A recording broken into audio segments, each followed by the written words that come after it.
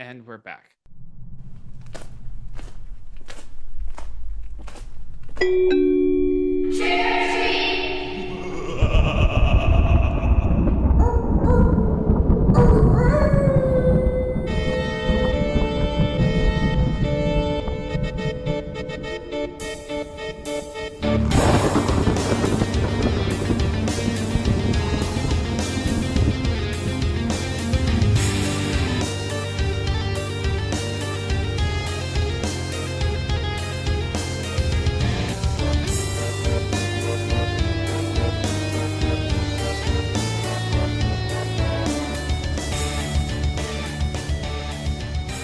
Hello, spookies, and welcome to the Treat Horrorcast, hosted by yours ghoulie, Ricky J. Duarte. I have a return guest today, an excellent guest, an exciting guest. He's a friend of the pod, highly influential and involved in the franchise that this film that we're speaking about today belongs to. I want to introduce to the show Anthony Masi. Hey. Hey, welcome back. Thank you for having me back. I love talking to you. You're so fun, and obviously you're a huge fan of horror. And like that's all I want to do all day long is talk about horror movies with fans. So let's do it. Honestly, me too. You know, it's I think we're both lucky. What is it? What is it about horror movies? It's crazy. It's like it brings us all together. It does. Crazy. It's this I love it. connective thread that well, I'm sure we'll get into that connective thread as we discuss the movie today. We are talking about Halloween 2. Oh, one of my favorites. I love it. Every time I watch this movie, I fall in love with it more and more and more. You kind of said that this is maybe your favorite in the franchise. Well, okay, it's weird because favorite doesn't mean like Halloween is my favorite in the franchise, but I watch Halloween 2 more than I watch Halloween. So is that favorite? I don't know. I just love the movie. I love the look of it. I love everything. Donald Pleasence is amazing in it. The cinematography, like Dean Cundy's cinematography is amazing. Yeah. I just love it. I don't know. That opening scene with the ham sandwich and like then walking over to Alice, it's just something so magical about it. And I live actually about maybe 20 minutes from that filming location. Whenever I'm in South Pasadena, I have to go walk by the alley. And I have a great affinity for that because years and years and years ago, when I moved to California, my friend Dave from New Jersey visited me and moved to San Diego. And I waited for him and we drove up to South Pasadena and we went down the alley for the first time, the actual alley where Michael walks down, and some guy came out and there was a dog barking. And then some guy came out of the house and said, "What are you guys doing here?" And my friend Dave had a camera, like a video camera. And he goes, "Well, how do we thought that nobody would possibly know this was in the movie Halloween 2. And my friend Dave said, because I got all like shy and I'm like, oh God, we're going to get arrested. And he goes, "Well, that house was used in Halloween 2, the Mrs. Elrod house." And he goes, "No, you guys are wrong." And we said, "No, this guy's an idiot." You know, we're like, "Of course it was." And he goes, "No, because it was my house." And we were like, "Wait a minute, what?" And he brought us into the house.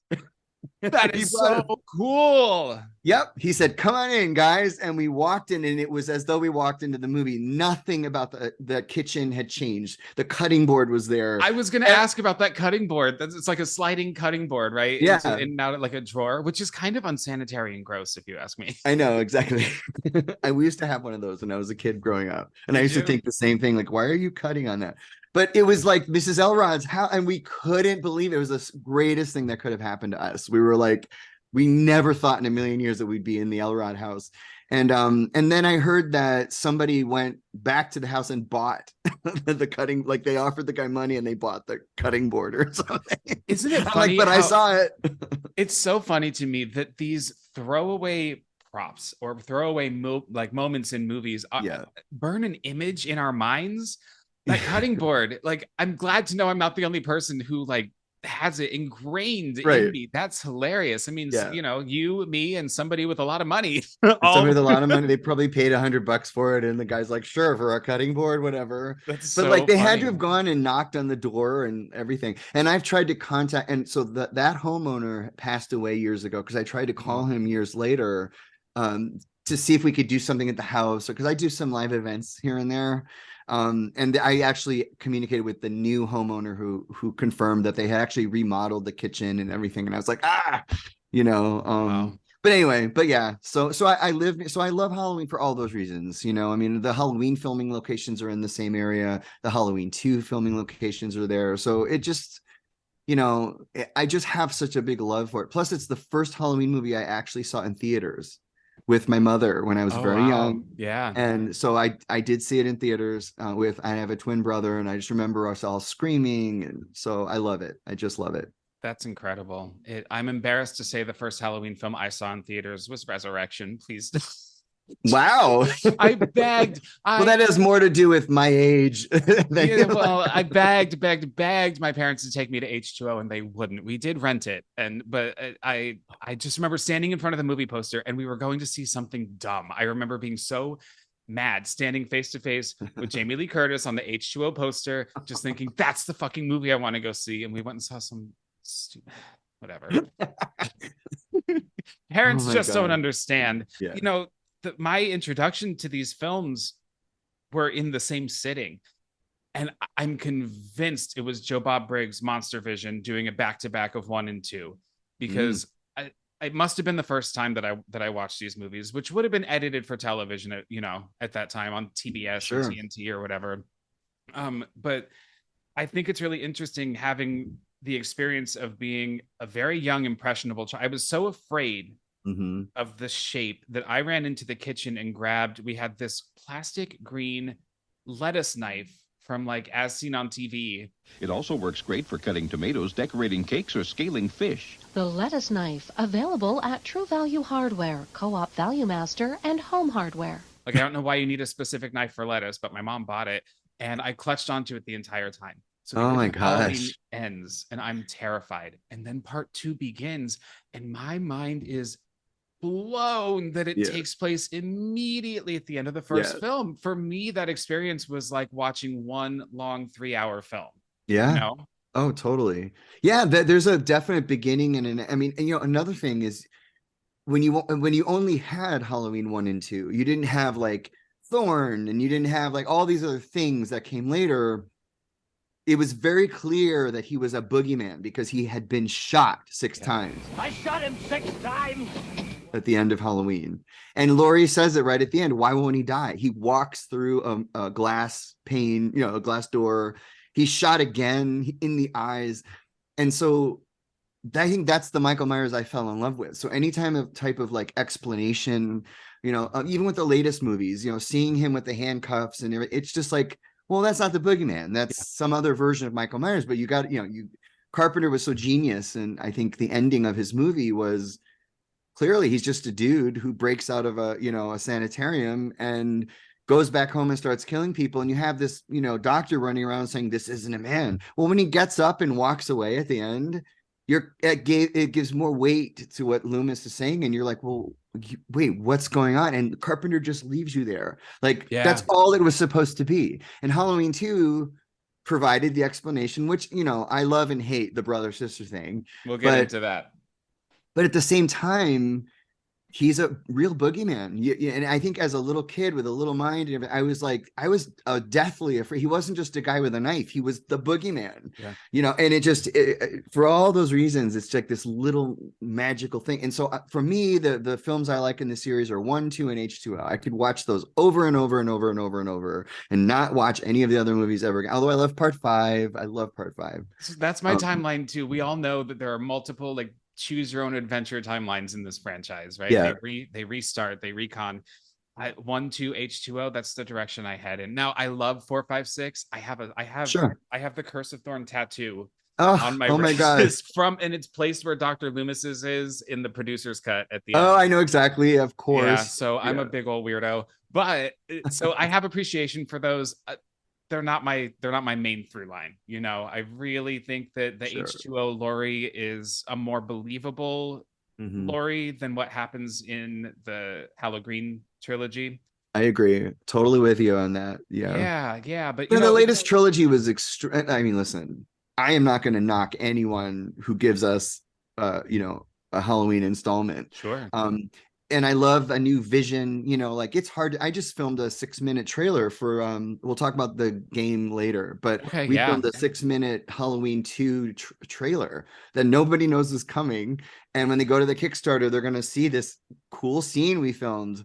And it's difficult, a 6-minute trailer or a 2-hour movie. I mean, a lot of passion and, a lot of talented people came together, but it's obvious, I think, what Carpenter's genius was, and it was simplicity, and it wasn't it wasn't like self-indulgent. It wasn't, and I think the latest movies, it was just like, well, she was so traumatized after 40 years. I think most people could have gotten over what happened to her. Do you know what I mean? Not built like, a military compound in their home. Thank you. Yeah. Right. So I'm not knocking it. That's the story they wanted to tell. And clearly it resonated. For me, it's like, well, it actually made more sense that like in H2O, he's still her brother.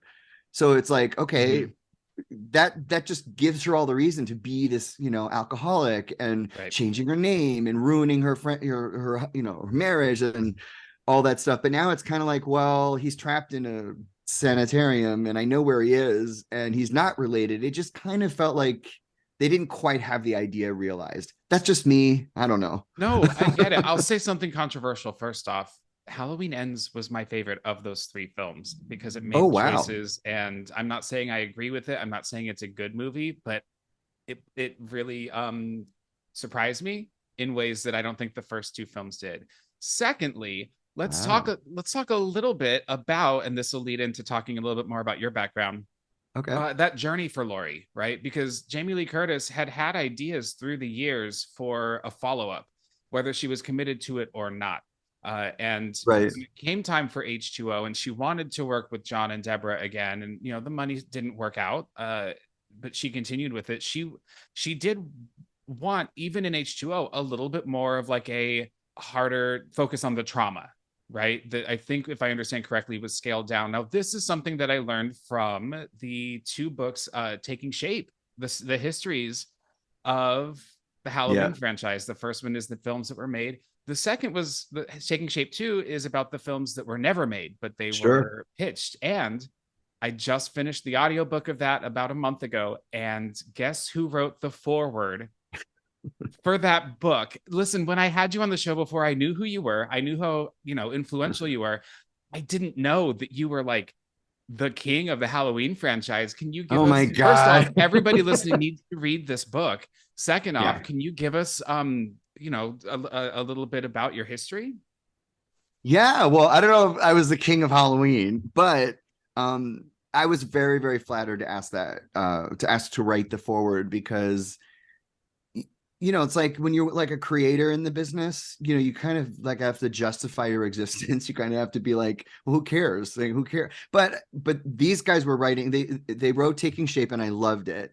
And I forgot how I crossed paths with Dustin and Travis, but I said, hey, listen, I worked there for 7 years. If you want any stories or anything like that, I can, I said, like Mustafa, I would go to the office and Mustafa would be there. And I didn't work in the office every day, but I was there, I would say, frequently throughout the year.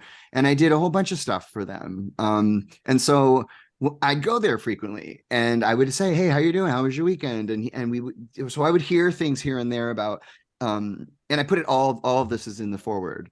But I said to him, I'm like, well, I did the convention, and so I can give you information about that. And I said, I don't. And then they asked me, can you write the foreword? And I went, yeah, I think I can. And I obsessed over it. It took me about 2 weeks to write that. And I obsessed. It was like all I did for 2 weeks, because I'm like, now I'm digging through and trying to document and putting this whole story of mine into like one place.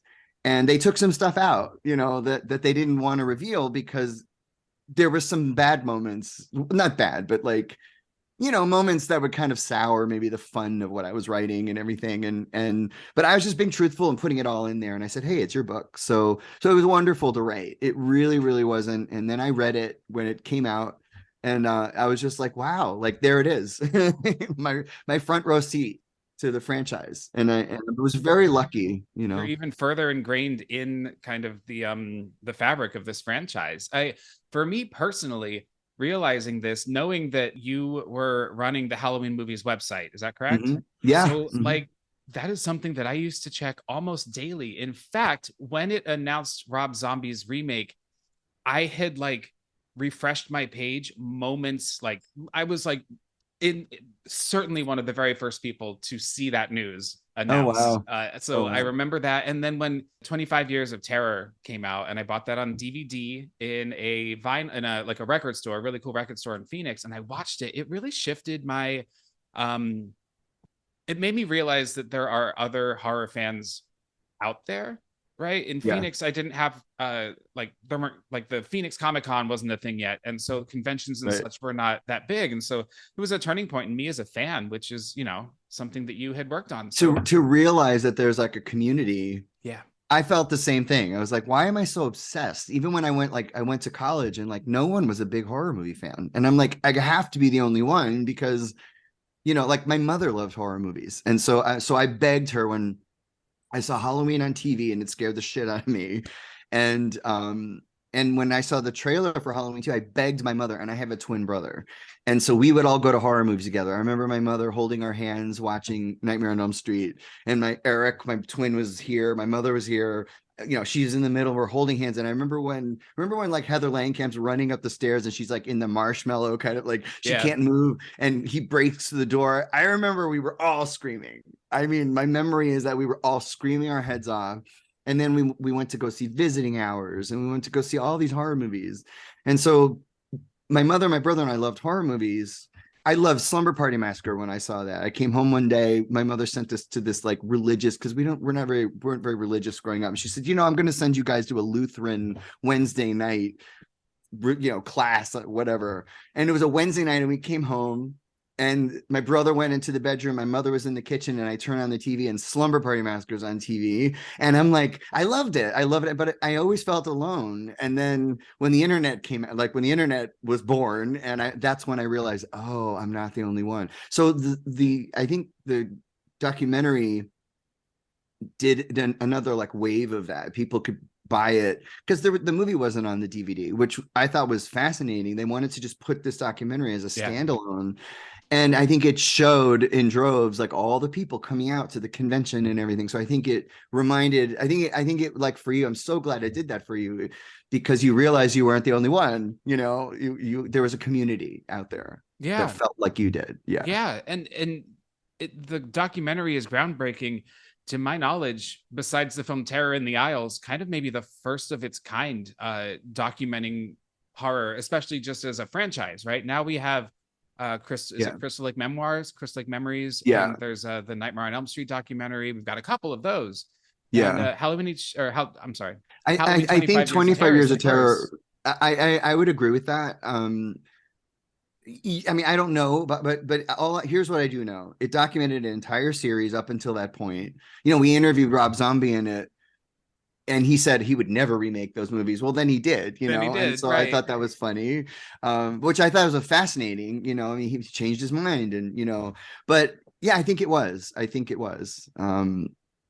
And we didn't set out to make it. I wanted to do a convention. So I brought all the people together and we filmed it. And then this idea came up that said, well, so I was running another website before I worked for HalloweenMovies.com. So it was called the Myers Museum. It was an old website called Myers Museum. And I drew a fan base. People came to the site to see I used to be a huge collector. Mm-hmm. So I would collect all the movie posters from around the world and I would put them on the website. And so all I wanted to do was document the event, tape it so that I could cut a DVD for people who couldn't attend. And I was going to sell it on my website. And then it turned into, no. This Anchor Bay could release this. It could be a standalone. And it really turned into a big thing. I think it was one of their best sellers. And I just remember being automatically caught up in this production. And that's when I became a producer because I realized what a producer did. Yeah. And I loved it. I got everybody together. Our director lived in another country. So I had to sit there with the editor in Los Angeles. And, you know, I just loved every minute of it, scoring it, coloring it, and all this stuff. And then I just realized I'm like, oh, I'm a producer. So, you know, and that's been my life since. Which has become, I mean, speaking of being a producer, your current project is producing this incredible line of slasher themed board games. Yes. That, can you believe it? I mean, like all those years ago, would you ever have imagined that it would lead to this? Well, no. And I think, well, I say I'm a producer, but I say a lot more lately. I'm a creator. Yeah. I don't just I've produced stuff that is not horror. I'm a professional magician, and I produced a 6-volume set of that focuses on 6 amazing magicians. Cool. And it's instructional material and all of that. And so I'm a creator, and I'm a sculptor. I do all kinds of stuff, and so I think these board games, it's like, it's just part of me being a creator. I'm still producing. Producing a documentary. I'm producing a movie right now, but it's like, the board games are an extension of the creating, I think. And I'm having a blast because I love these movies we're doing the games on. So, well, and it shows. You mentioned this 6-minute trailer that you've shot, but you've also released a teaser as well. Yeah. I've shared on my podcast Instagram, and it's so Thank you. exciting. It's the production value is really cool and very impressive, and it does capture kind of the feel of Halloween 2, which is the new board game that you'll be releasing this year. Yeah, and we've spent a lot of time on it to make it look great. I mean, I'm partnered. My company is called Stop the Killer, and our partner is Fright Rags, who is well established in the horror merch space. I'm so lucky to be working with them, and I can't understate their importance that they have in these games, because they make them look so freaking great. I mean, like, I look at this. I know this is an audio only podcast, but like, I wish I could show you the artwork. I mean, it's so incredible, and people are just going to buy it for the artwork and be like, this is so cool. But it's a functional game, and Michael is trying to get to the hospital to kill Laurie Strode, and you're trying to stop him, and you're facing obstacles, and you get to play as your favorite character. There's 14 characters in it. I mean, name someone in Halloween 2 and there's a character piece for them, and it's just it's just so fun. And I'm sorry, are you saying I can play as Nurse Alves? Yes, you can. Yeah, absolutely. You totally can. Great. I love that. Yeah, absolutely. And so our Kickstarter launches. It was supposed to launch June 1st. That was our target date.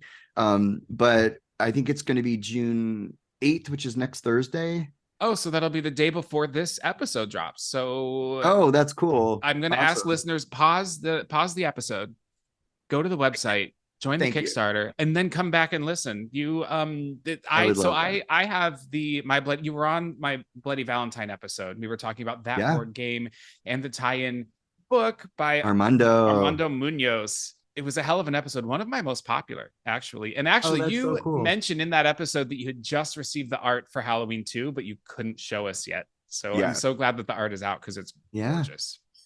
It is. I know you can't. I know, but I'm just going to show you. I mean, look at this. Look at this board. That's so cool. Look at this. Right, this one is one that I love. You don't see that scene. Wow. Oh, you don't. That's really cool. Like, right. It's like, I asked the artist, and then that's one side, and this is the kill. So there's a stock side. Okay. And there's the kill side. So now he's in the hospital killing people. It's a series. So we have a 4th game after this, which I really shouldn't mention. I promised the licensor I was going to announce it at Midsummer Scream, which is end of July. We have 4 games in the Stop the Killer series that they play the same way. We have games that are coming that play completely different. I have a card game. I'm doing. I wish I could say them right now, but you really shouldn't do that until you've got your contract signed. Yeah, but of course. But yeah, we're gonna close it with another big franchise title. And hopefully everybody, the Stop the Killer series was born because, as a slasher fan, that a lot of these movies have certain tropes built into them. They usually have a killer trying to get from one place to another. There's usually an officer. In Halloween 2, we have Officer Hunt. In My Bloody Valentine's, Chief Newbie. Silent Night, Deadly Night was Officer Barnes. There's usually an officer trying to stop them. So Stop the Killer was designed to sort of rebrand the same game, and then you take the game out on the holiday that you love. So for October, you're going to play Halloween 2 Stop the Killer. On February, you're going to play My Bloody Valentine, Christmas, Silent Night. So it was designed that way. And we just found that everybody loves it. I mean, it's a fun game. The next game, we're introducing some attributes that are big advancements to the Stop the Killer method of gameplay, and you'll understand why when you hear the title. And it it's just going to end the series on a high with a more complex method of play, but super fun. Amazing. Yeah, so and I'm just having a blast. That's it. And my rule is like, as long as I'm having fun, I know it's going to be good. That's my, like, I don't want to feel tired and worn out and uninspired. I want to always feel inspired. And, you know, and I'm not the only one doing horror board games. You know, Trick or Treat announced they have a Halloween game that they're put out. I think they're doing Texas Chainsaw. Some other company did They Live. I think their next game is Saw. You know, I'm like, this is good because us horror fans want to experience new ways to experience the films we love. And so Armando's My Bloody Valentine book did just that. Yeah, and he has another coming out. He's doing Silent Night, Deadly Night this Christmas as well. I can't wait to read that. Yeah, I read the first third of it. Yeah. Oh my God, it is incredible. What he does with Grandpa is awesome. I mean, I was rolling on the floor because Grandpa's a character in the movie. You know, like he's really, you know, that guy is up to something. And what he did was so funny. And oh my God, I was crazy. I called him and I was like, this is the greatest thing I've ever read. It was so funny. And then Mother Superior, he flips it.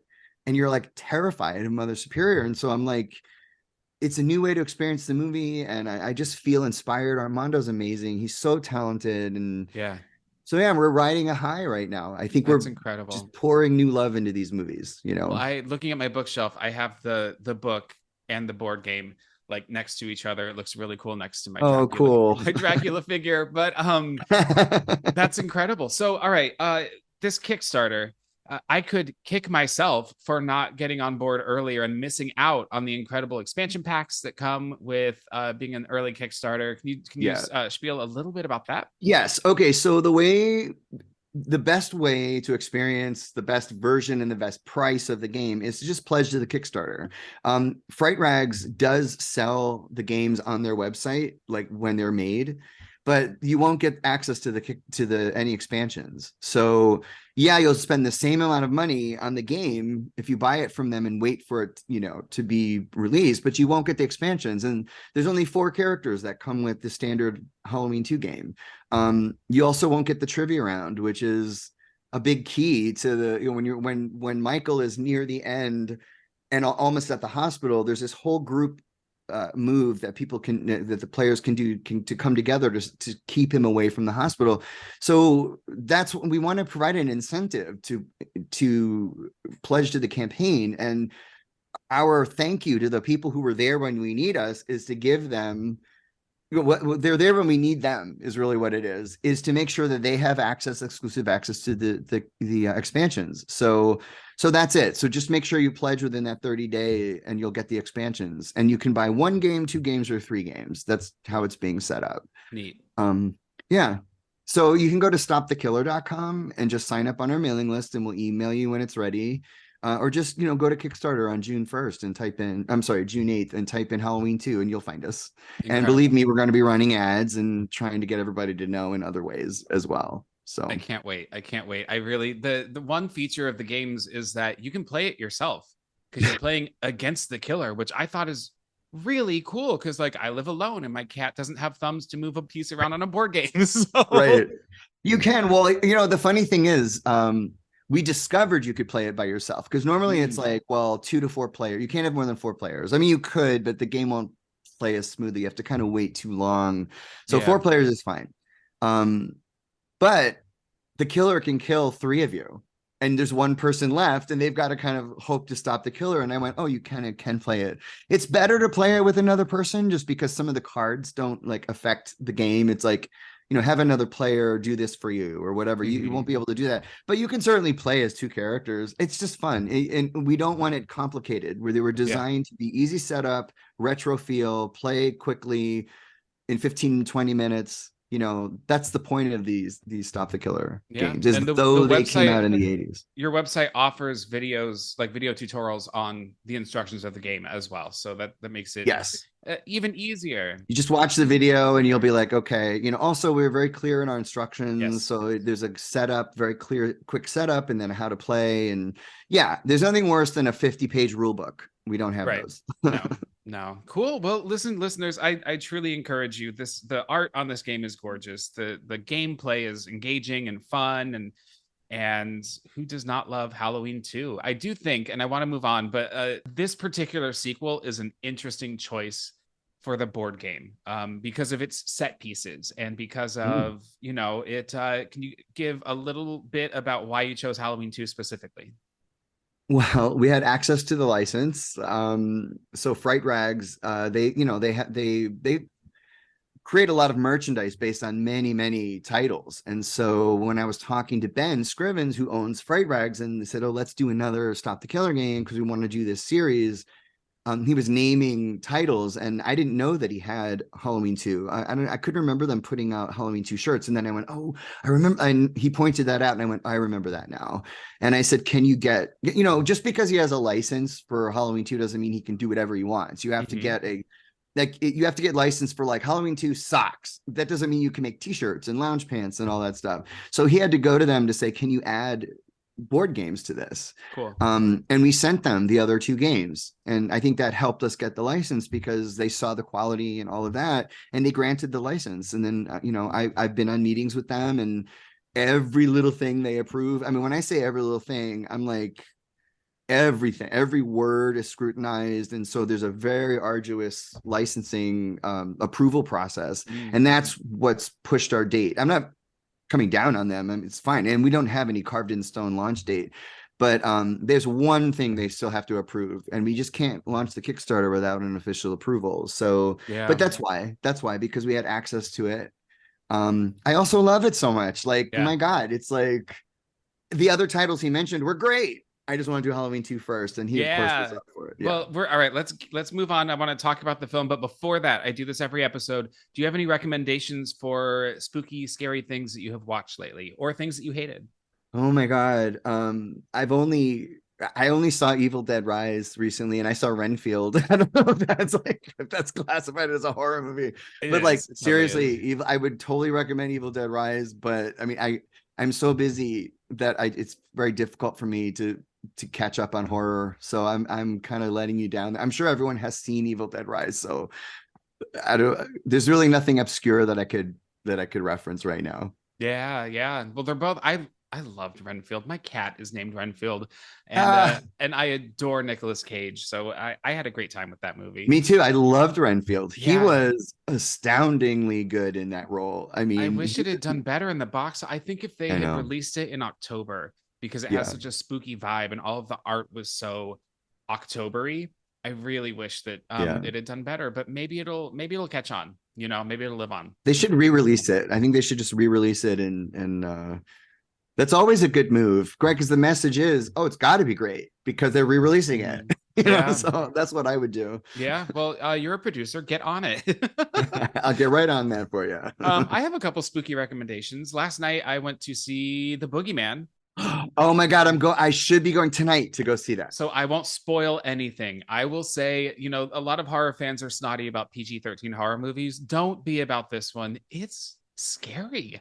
I don't think it's a masterpiece, but I was genuinely scared, and it takes a lot to get me like kind of curled up in my seat. So I think they do a lot with suspense and taking their time. Oh, I'm like 5 times more excited to see it now. So I oh my God, absolutely. I hope you enjoy it. I do. My review for that is available on spoilerfreereviews.com. And then speaking of reviews, I spent this whole last week covering the Broadway opening of the new horror play Grey House, starring Laurie Metcalf and Tatiana Maslany. I just heard about that. Millicent Simmons from a Quiet Place, and Paul Sparks. It's directed by Joe Mantello, who directed Wicked and The Humans, and written by Levi Holloway, who he wrote this play inspired by his nightmares, and coming from a place of grief over the loss of his twin in real life about 5 or 6 years ago. Oh, wow. And the play was first produced in Chicago in a much smaller venue, and it was picked up for Broadway. And I was fortunate enough to be part of the press team for this. And, I got to see the show cut twice. And I worked the red carpet as well. So this was for Rue Morgue. This was their first time having someone on the red carpet of a Broadway show. And so I got to talk to the entire cast. Laurie Metcalf I was warned that she does not like talking to press, but I happened to be the first person that she spoke to. So I think she wasn't like tuckered out yet. We had a great talk about, Okay. I spoke to her about acting and making choices in such a dark piece. And then at the end, I did drop that my readers would be very excited that I got to speak to Mrs. Loomis, at which she laughed and said, "Oh," and walked away. It was almost like she forgot she made that movie, which to me is hilarious because she's my favorite Ghostface. And I love her. I just think she's insanely like committed and good in that. Like it's a batshit crazy finale, right?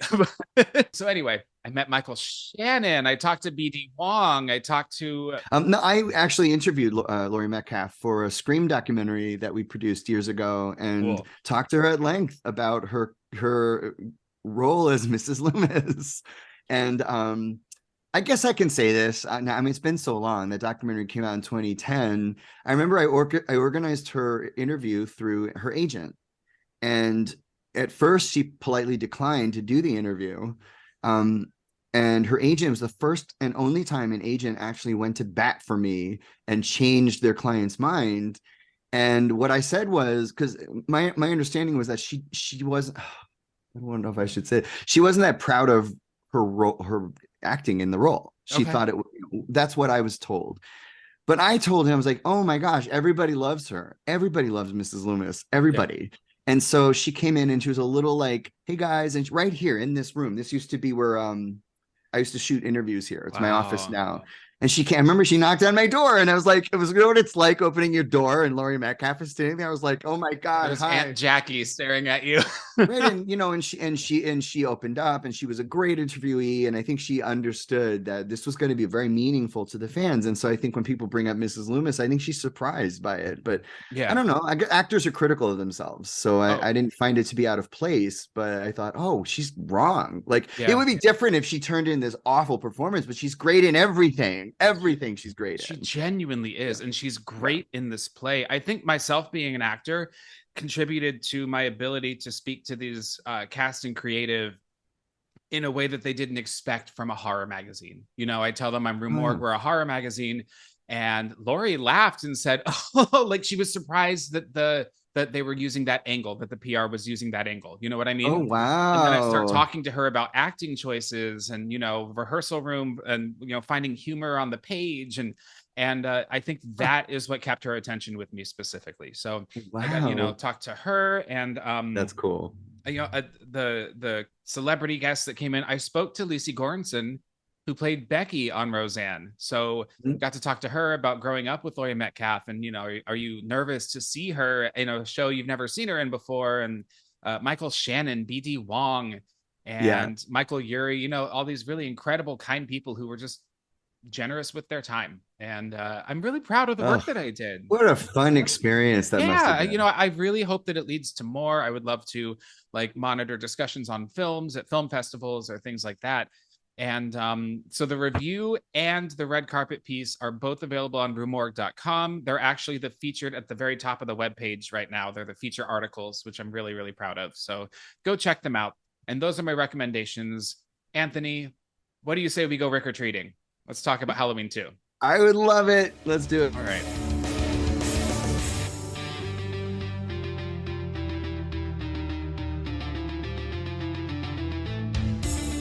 Halloween 2, 1981. It's directed by Rick Rosenthal. This was his directorial debut, and written and produced kind of reluctantly by John Carpenter and Deborah Hill, returning from the first film. As you know, John was approached to do a sequel. They both were, and they weren't interested. Halloween was intended to be a standalone, right? Absolutely. Franchises were not really, like, they were a new thing at the time. Yeah, absolutely. Yeah. Halloween 2 was one of the first sequels.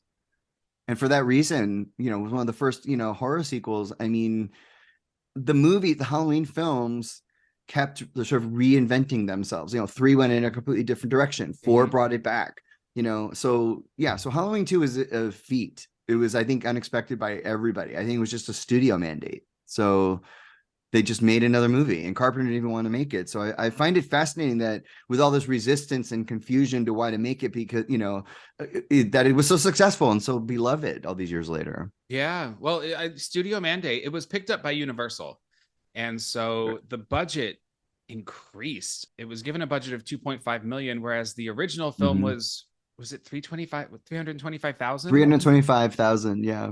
for the original film, so a massive budget by comparison, and brought in a box office, at least in North America, of $25.5 million. So this movie did well. Yeah. John has openly admitted he came back to work on the film for the money. He didn't feel that he made, the original Halloween made tons of money that he didn't necessarily see, the way that contracts work and everything. So he returned to get kind of a cut of what he was due, because he was, he should have been paid more. Sure. I'm sure he made a lot of money, but probably it opened the biggest door for him. I mean, it's this, he could do anything at that point. And I could see his frustration after creating this movie with the boogeyman and like finding its success. And, he even said, what do I do with the story? Like he set himself up. Like if he had just left him dead, on the lawn, I don't think there would have been a Halloween 2. But he had to have Loomis look over and he's gone, because that was his ending. It was like, well, what the hell just happened? How did this guy get shot, fall off a balcony, and just get up and walk away? So, but how do you feel about the brother sister thing? Because it's always been like this love-hate thing with the fans. I have some strong opinions, as we all do, right? So when I was a kid and saw this movie, I didn't know that John Carpenter regretted that decision. So I'm introduced to this at face value, and I buy it. For me, growing up, I didn't learn that he hated it until, 10 years later or whatever. It just made sense to me. I thought that it was presented in the film in a way that worked. I think that Donald Pleasence's delivery of this explanation is what makes it work for me. I think this is my favorite Dr. Loomis. This is my favorite performance from him. He has incredible monologues, and his frenzy, his determination. In the first one, I think he's trying to get people's attention and no one's listening. In this one, he's making people listen. And I think that's great. And so as far as the brother sister thing, I bought it. Again, my timeline is 1, 2, and H2O. 4, if you're going to go in that direction and you don't have Jamie Lee Curtis returning, then okay, I don't think it was a bad decision introducing Jamie. The problem with this series is that one director will set up an incredible ending, at least for 4, 5, and 6, and then the next team fumbles the ball big time. And so that's where it just continuously kind of rolls downhill and becomes so muddy and ridiculous. What about you? That's is that a reason though why we love the Halloween movies so much? Is like we're still here, we still love them. I love Halloween 5. I bought all those ultra 4K ultra HD. I saw you've been watching them on Facebook. I saw your posts. I can't get enough of them. I'm just like, I just love these movies so much. And I don't mind seeing Michael floating down a river in part 5. I love that. So I think I've just learned to accept that that's what art does. You're like, you couldn't, like Dominique Othenin-Girard, who directed that movie, was like, not a famous director. Now you've got, big time directors and award-winning screenwriters, and you can't make a Halloween movie as a Dominique Othenin-Girard nowadays. Like I could never direct. I'm not a director, but like, I have friends that are directors, and they're never going to get a chance to direct a Halloween movie unless they make some big budget movie, and then the producers call them and say, hey, you made this big movie. So I love the time these movies were made. They were still independent movies. Mustafa was still making them independently for 4 and 5, and then 6 was their first studio film. And so, Halloween 2 was, but it was different. He had gotten control of the series. But I mean, I love them for everything they were and everything they are. And Daniel Harris is an incredible addition to the series. I mean, such an incredible actor. Loved it. I mean, just love all the. I'm not a huge fan of 6. I'm not a huge fan of Resurrection. I like the beginning of Resurrection. I love seeing Jamie Lee, get him up on the roof and everything. I used to love it. And that's the thing about Resurrection is that, the end of H2O is so final. And so, instead of hearing Michael's breath, you see Laurie take a breath. Like she can breathe now. She's free. And so for me, that's her ending. it is fun to see, you know, at the beginning of Resurrection that she's, well, I mean, we all know that was supposed to be the entire film. It was pitched that it would be her in a mental institution and Michael chasing her. And I think she was contractually obligated to be in 30 seconds of the film, but she agreed to like the 9-minute opening scene or whatever. Yeah. Yeah.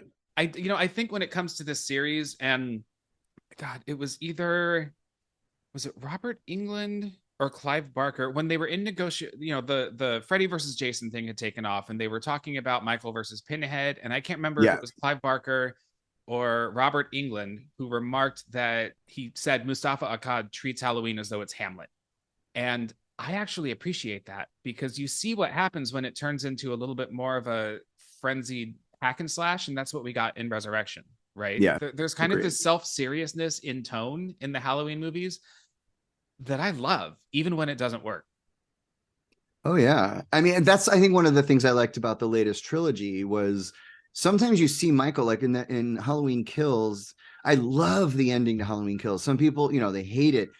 Something about the idea of him just sitting up and taking everyone out while you hear Laurie saying you can't pretend he's not there or the boogeyman isn't there because he is, and you can't kill it with brute force. And it's just that's the boogeyman to me. And then he somehow ends up in the house and kills Karen, and like I'm like, that was chilling to me. And the way they shot him when he kills that lovely couple that were flying the little drone around, and he kills the woman with that like thing through her neck.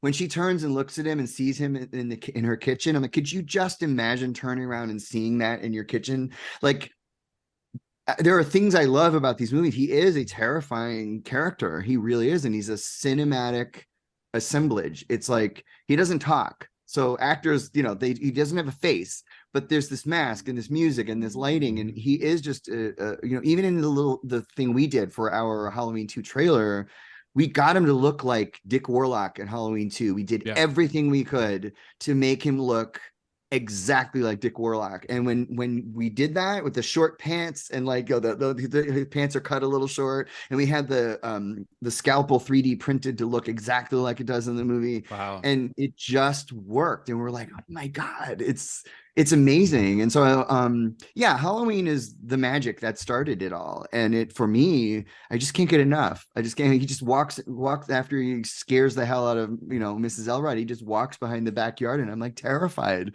Yeah, I love it. It's just that is what has always scared me about him, is that he stalks and he lurks. And you know, I love Freddy. I love Jason. As growing up, they were not as frightening to me as Michael, because he's in the shadows. He's behind you. He's on the other side of a door.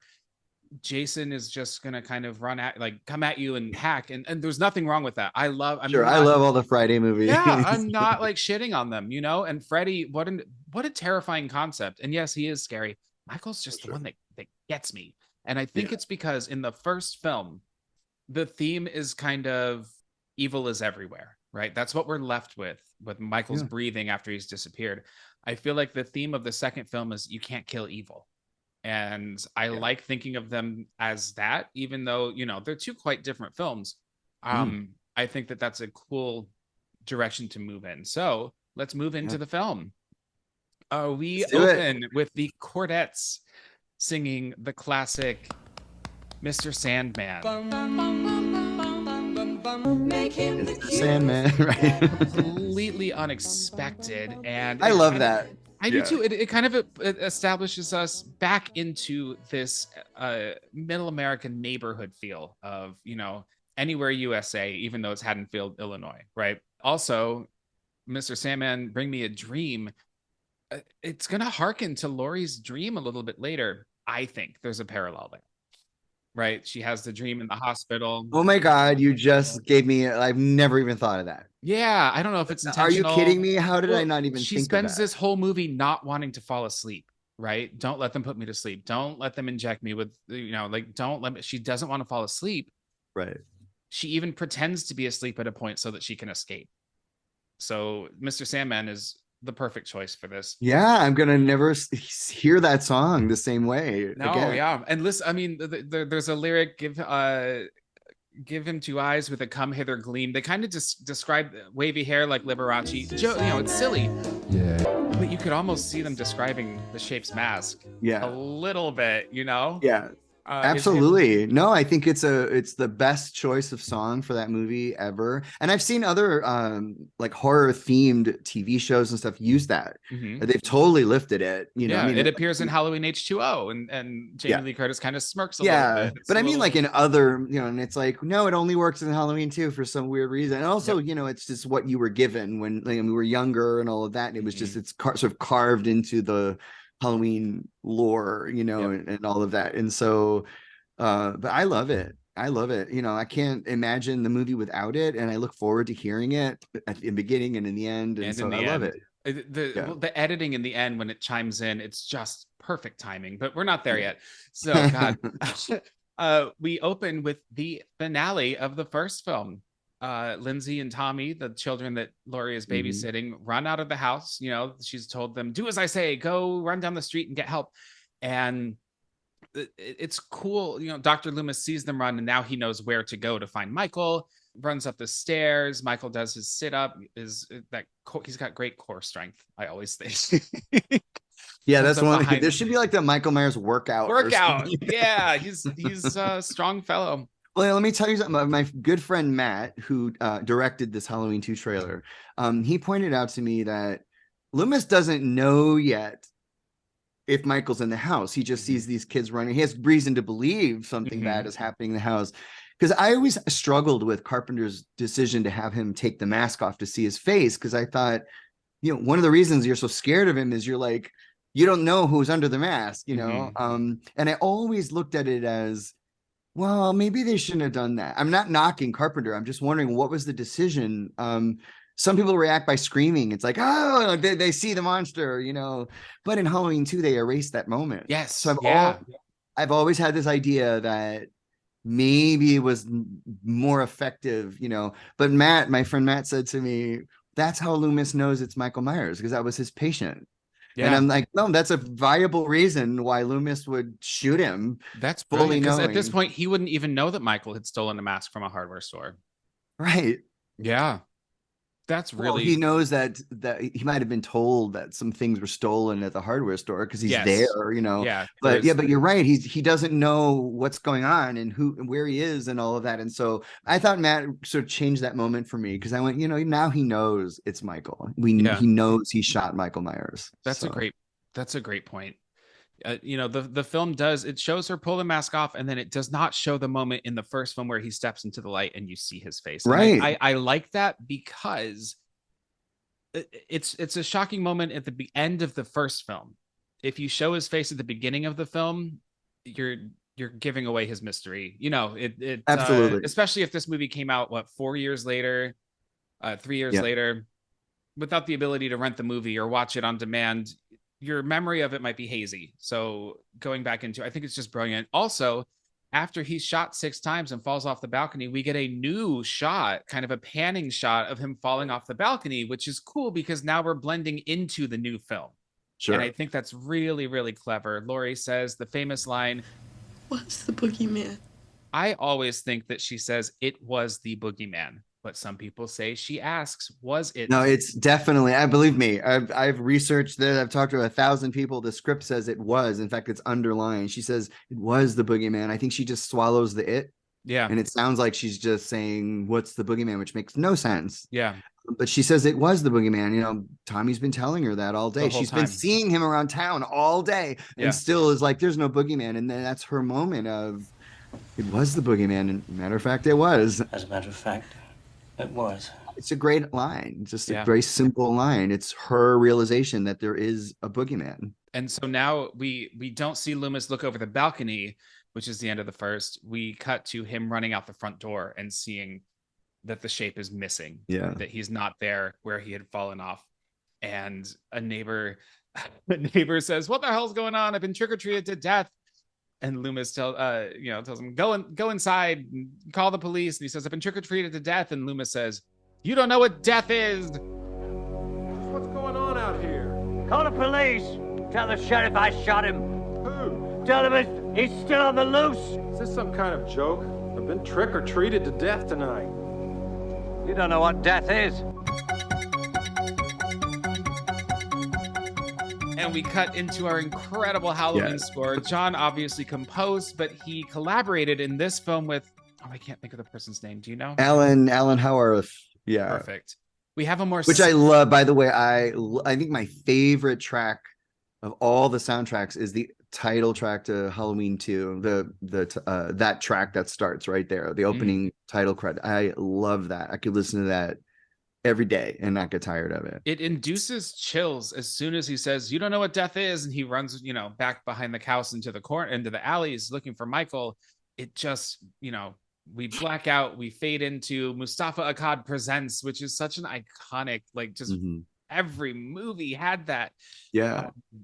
And, title drop, Halloween 2, and we fade into a jack-o'-lantern as we do in the first film. But this one, throughout the course of the theme, opens up, splits in the It's middle. gorgeous. It's gorgeous. Do they sell replicas of this? I want a replica of that, and I want a replica of the skull pumpkin hybrid from the poster. Those are the two things from the poster. I I have a little one right here. You know, if this is audio only, but I just have a little one sitting here on my desk. Oh my God, it opens and closes. Yeah, it opens up. All right. Well, I will be Googling You just that. get it in, like, it's the NECA figure or something. And yes, of course, it's a difficult thing to kind of, I'm surprised they made it because it's just cinematic thing. And but it is, I've studied it. I've watched it like over and over. It's just beautiful the way they shoot it and they open it and the skull is there and it's so great. It's like the interior of the kind of slimy guts also are spiderwebby a little bit. I love it. Yeah, exactly. Yeah. So we are in the world of Halloween 2. We cut to a point of view shot of Michael walking. So it's great. We're tying into the opening shot of Halloween where it's young Michael point of view and he's walking through this alley. Looks down an alley. He sees some kids trick-or-treating. A dog barks at him, which is why it was so cool that a dog barked at you when you were in that alley. Yeah. He sees Loomis down the street screaming, "I shot him 6 times! I shot him 6 times! He's not a man!" And he gets into a police car and drives off. Runs into some laundry and sheets hanging. All right, my Halloween episode I did in October. I watched, there's a YouTube video with this like conspiracy theory about the psychosexual undertones of the film and the appearance of sheets and white linens throughout. And so I kind of mirrored this opinion in my episode. And oh my gosh. But the sheets appear in this as well, in Laurie's dream, in the laundry here, the bed sheets in the hospital. He appears behind a white curtain, and then he comes across an old woman in a kitchen. He's looking through her window. It's Mrs. Elrod making a ham sandwich for her grumpy ass husband who's watching Night of the Living Dead. He's watching the same horror movie. He's like passed out. He's like drank too much already. Is it Dr. Dementia? Is that the horror host that hosts this? Yeah, I guess so. The same one that Lindsay Wallace was watching earlier. Yeah. In the first film. Exactly. When she goes in to kind of talk to her husband, Michael walks in the door and takes the knife from this cutting board. And by the way, the size of that knife, no one should have a knife that big in their kitchen, especially when you just scooping mayonnaise out of it. It is this big. It is like a 15-inch knife, a 20-inch knife. It is. And I know this because there's a knife weapon in the Halloween 2 game. And we're trying to replicate, like the hammer, the knife, and the scalpel and the syringe and all of that. Oh, cool. And we studied it. And it's like, this knife is huge. Wow. Well, it speaks to in Halloween 25 Years of Terror. Isn't there a moment where they talk about the phallic symbolism behind him using a butcher knife? Yeah, I guess. Yeah. It's there. It's there. Go big or go home. That's Michael. Well, that's a common theme in like a lot of 80s horror movies is, you're penetrating penetration knife. I mean, you can't get away from those. The virgin lives. It's we've all seen the poster for Slumber Party Massacre. Slumber Party Massacre 2 is not even subtle about it. He sings while he's doing it. Right. So we hear on the radio that there have been 3 bodies found in an upstairs bedroom of the house. So the news is broken in Haddonfield. And I love that we're discovering people's reaction to these murders in real time as it's, as the police as reporters are reporting on it. Yeah. As Night of the Living Dead is saying, "They're coming to get you, Barbara. They're coming to get you, Barbara." The woman, Michael is standing behind her, and the woman backs up and looks at her cutting board, and the knife is gone, and there's blood all over the cutting board. And if she if looks that's at not it. a boogeyman for you, I don't know what is. Yeah. So the whole setup to this point is the ending, like Michael getting up and walking away was an ending for John Carpenter. Michael getting up and walking away was the beginning of, Halloween 2, and the evil is spreading and it's just off and running. It's so brilliant. And you're right. Everyone's learning in real time, including Alice, who is next. She's learning about it from a friend and from the radio. And it's great. Yeah. So we have Mrs. Elrod screams, and then we cut to Michael hiding behind a corner, and Alice runs out of her house. She's a young teenage girl and screams, "Mrs. Elrod, Mr. Elrod, are you okay?" And gets no response. Goes back in, gets back on the phone with her friend who is telling her about these murders. And Alice realizes that's just down the street. And then she starts, I can hear the sirens coming now. And no, they don't know who it is. She says something about the Elrods that, it was nothing. He probably got angry and decided to start beating her. Which is a really weird line. But so her parents are gone. And she thinks she's going to have fun on Halloween night. And, nope. Michael springs up. It's a cool, literally jumps up. And the one thing I was talking about this the other day about Halloween 2 is that noise that she hears when she turns around. It doesn't sound like, it sounds like a metal pipe dropping. It's like ding. And I'm like, that doesn't sound like a noise that would happen in a living room. I've always been annoyed by that noise. Interesting. I never thought that's my only complaint about Halloween 2. Seriously. Do you think that's a Foley decision, or do you think that was an on-set sound? I think that was a Foley decision for sure. I think they chose that. They were just like, we need to. I mean, like, he's in a living room. You think maybe you would have heard like him push something off a book or something. I can hear that exactly like they're in my outside, head. like in an auto body shop, and someone dropped a metal pipe or something. Like that's what it sounds like. That's to a me. great point. Well, she gets stabbed in the chest, and it's a cool blood splatter on her face. It's like his face, her face in front, and blood, and then we cut away. Well, there's I heard recently that the Halloween 2 had like a tip of the hat to like giallo, those Italian thrillers, with blood and black lace, and like that giallo. It's Mrs. Alves with the blood on the floor. That's straight out of a giallo. Absolutely, and it makes you appreciate the scene more because it's more of like the theatricality of the blood.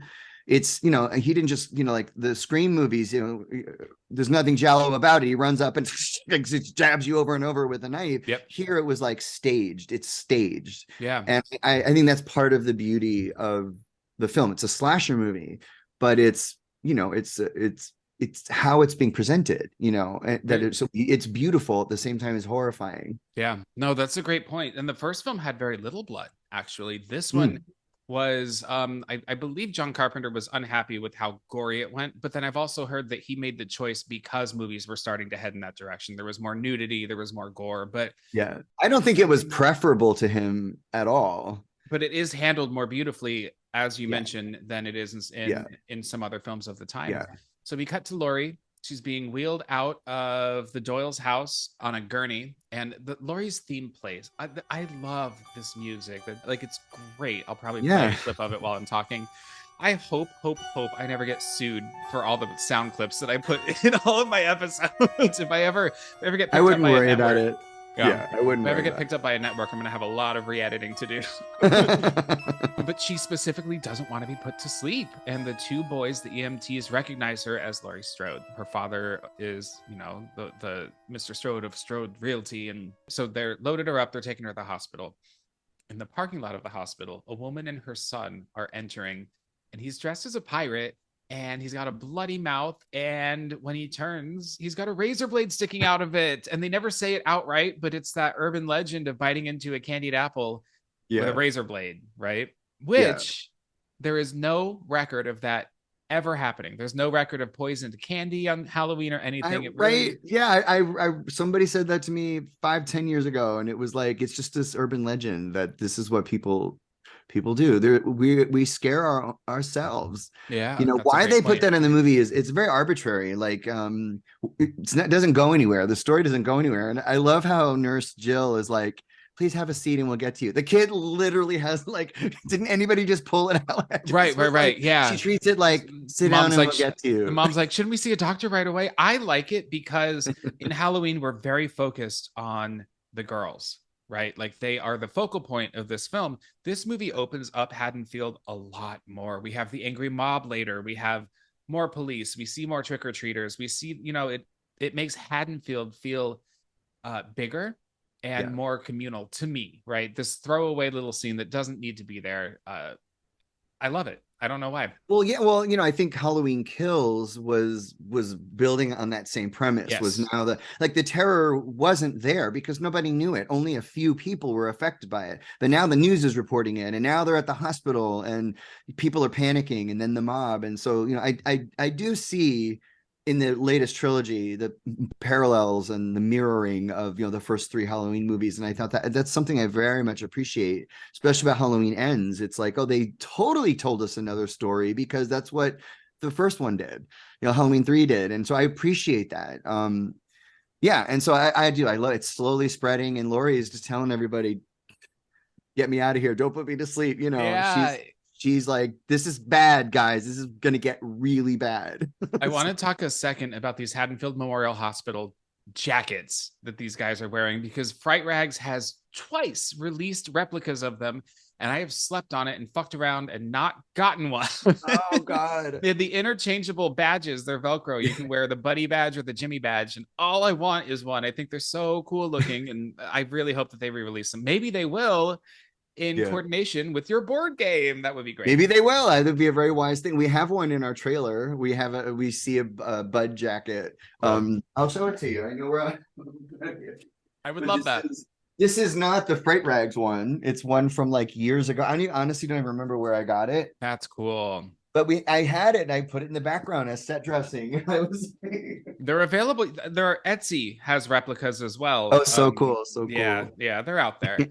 All right. So they bring Laurie in. A nurse mentioned, someone says, where's the doctor? And she says, he was at the country club. I think he's drunk. And he is drunk. He's real drunk.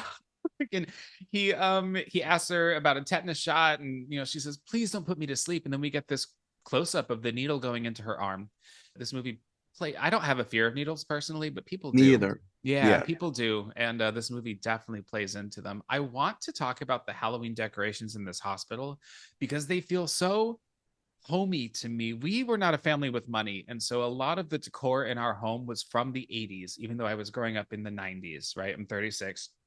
So a lot of stuff came from yard sales. And so our holiday decorations were in this style, the very stark orange and black kind of paper decorations. Absolutely. I'm actually very familiar with them because I keep talking about my trailer, but we decorate where it takes place in a hospital, and we went to great lengths to find those decorations. I don't know if they're exact, but they certainly look like it. And I love the purple and black bats. There's bats on the wall. Mm-hmm. And there's that crepe paper kind of like garland kind of, right. And I love it.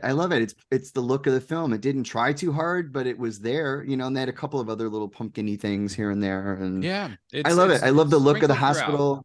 Yeah, the lights are always out in the hospital, and you're like, "Why is this hospital so dark?" And it's I don't ask questions about that. Why it's so empty and why, So it was. I think there was a scene, from what I understand. I think there was a scene where they justify that. I think Michael cuts the line or something like that. But I never needed the explanation. It's just dark at the hospital. Hospitals the lights aren't completely out. Hospitals are scary anyway. Yeah. Yeah, it's not like it's like there's no electricity. There's clearly electricity. It's just so dark. It was filmed in a hospital that had recently been abandoned, and it has now been torn down. I believe I read that it is housing for like college students or something. Oh, okay. Like the grounds that the hospital was on. I didn't know that. But I did appreciate in the new trilogy that they used the same HMH, Haddonfield Memorial Hospital logo. I thought that. I mean, fan service is dripping off of those movies, but I appreciated a lot. I loved it. Yeah, that's what it looks like. Don't change it. That's what it looks like. It's a great logo. All right, so Laurie's out. We cut to Loomis and Brackett. They're surveying the neighborhood in a car. They've got like a floodlight that they're flashing on houses, and Loomis is like frantic, and Brackett isn't that concerned yet. And it's too bad because he's about to get some really bad news. Yes. Loomis mentions, I told you this isn't a man, and they see a masked man on the street who clearly isn't Michael Myers. Clearly I like All right, so we all know in Halloween 4, they almost made Michael blonde. And there's still a clip in the film where he is blonde. Yeah. I think Like that was bleach blonde. stemming from the idea of like maybe there were multiple versions of this mask and they're putting too much thought into it. In this one, he's got a very similar mask. The face, so it is blonde, this guy on the street. And I noticed today, and maybe you can tell in your higher definition versions, it almost looked silverish in certain lights. I'll have to look again. Okay. It's very similar to the Michael mask. Yeah. And Loomis pulls out a gun, and this guy in a mask turns around and starts walking away like, I'm getting the hell out of here. But maybe not with the sense of urgency that I would have turned around and ran away from a madman with a gun. But unfortunately, when he turns around in the middle of the street again, he's struck by a car at a high speed, which then crashes into a van, which then explodes. It's pretty epic for like, it's unexpected. I think that these are moments that fed into Halloween Kills of pandemonia building, right? I think that, you know, just like Laurie's trauma was overblown, I do think in Kills, the pandemonia, the crowd anger is overblown as well. But this is where it stems from, and I can see the intention behind it all, right? Yeah.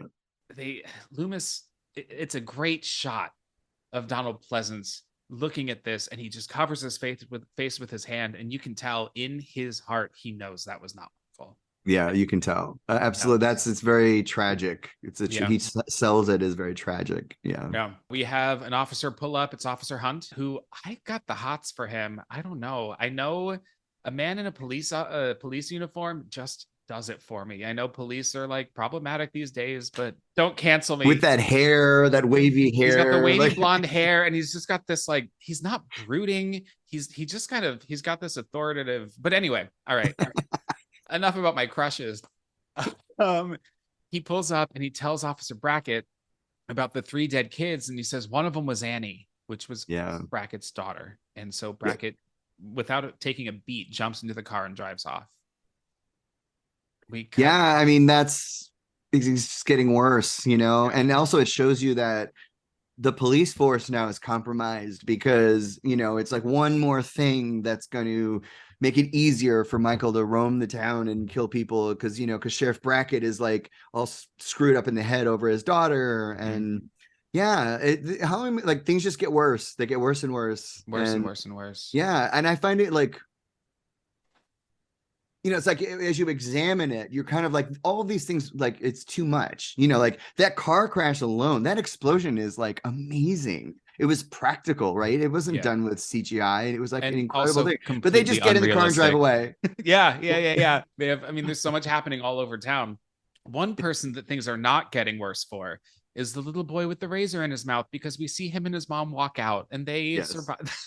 It's cute. It's all going to be mom okay. asks him a question and this little boy goes, it's like the only laugh moment in this entire film, and they survive. So I'm pleased to report that. Jimmy, curly-haired, cute EMT Jimmy, checks in on Laurie while she's sleeping. He recognizes her. They're both young people around town. If she's in high school, he's older than her for sure, right? Right. But Nurse Alves, Mrs. Alves, I adore her. She just is not taking shit from anybody, but she's not like the stereotypical sassy nurse. Like, she's just got a job to do. Absolutely. Tells Jimmy to I was scared of her when I saw the movie. I was like, oh, she's in charge. Everyone's in trouble. Gloria Gifford, the actors, she was in charge of that floor. Well, when she tells Janet, tells Janet what to do and tells Jimmy what to do, and like she was in charge. Yeah, it was great. She mentions that Laurie cracked a bone. Lucky it wasn't a break, and they're going to wait until tomorrow to put a cast on, which is really unfortunate because she's going to need that bone a lot tonight. Exactly. Nurse leaves. Jimmy stays behind and says, "Can I get you a Coke?" It's cute. You can tell that.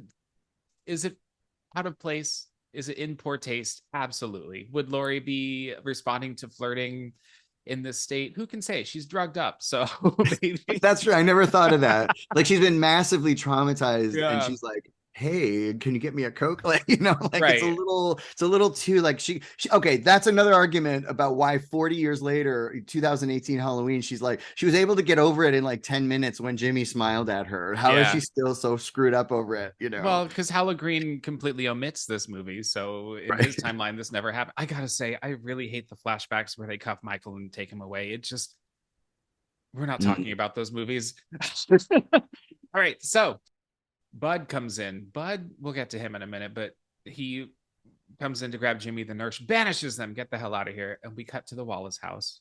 There are reporters everywhere. There's one reporter. I just love this line. She says, Forget that. I want to concentrate on the house. Talk to some kids. See if anybody saw anything. You need their parents' permission to use a statement. If you can't find their parents, get a statement anyway.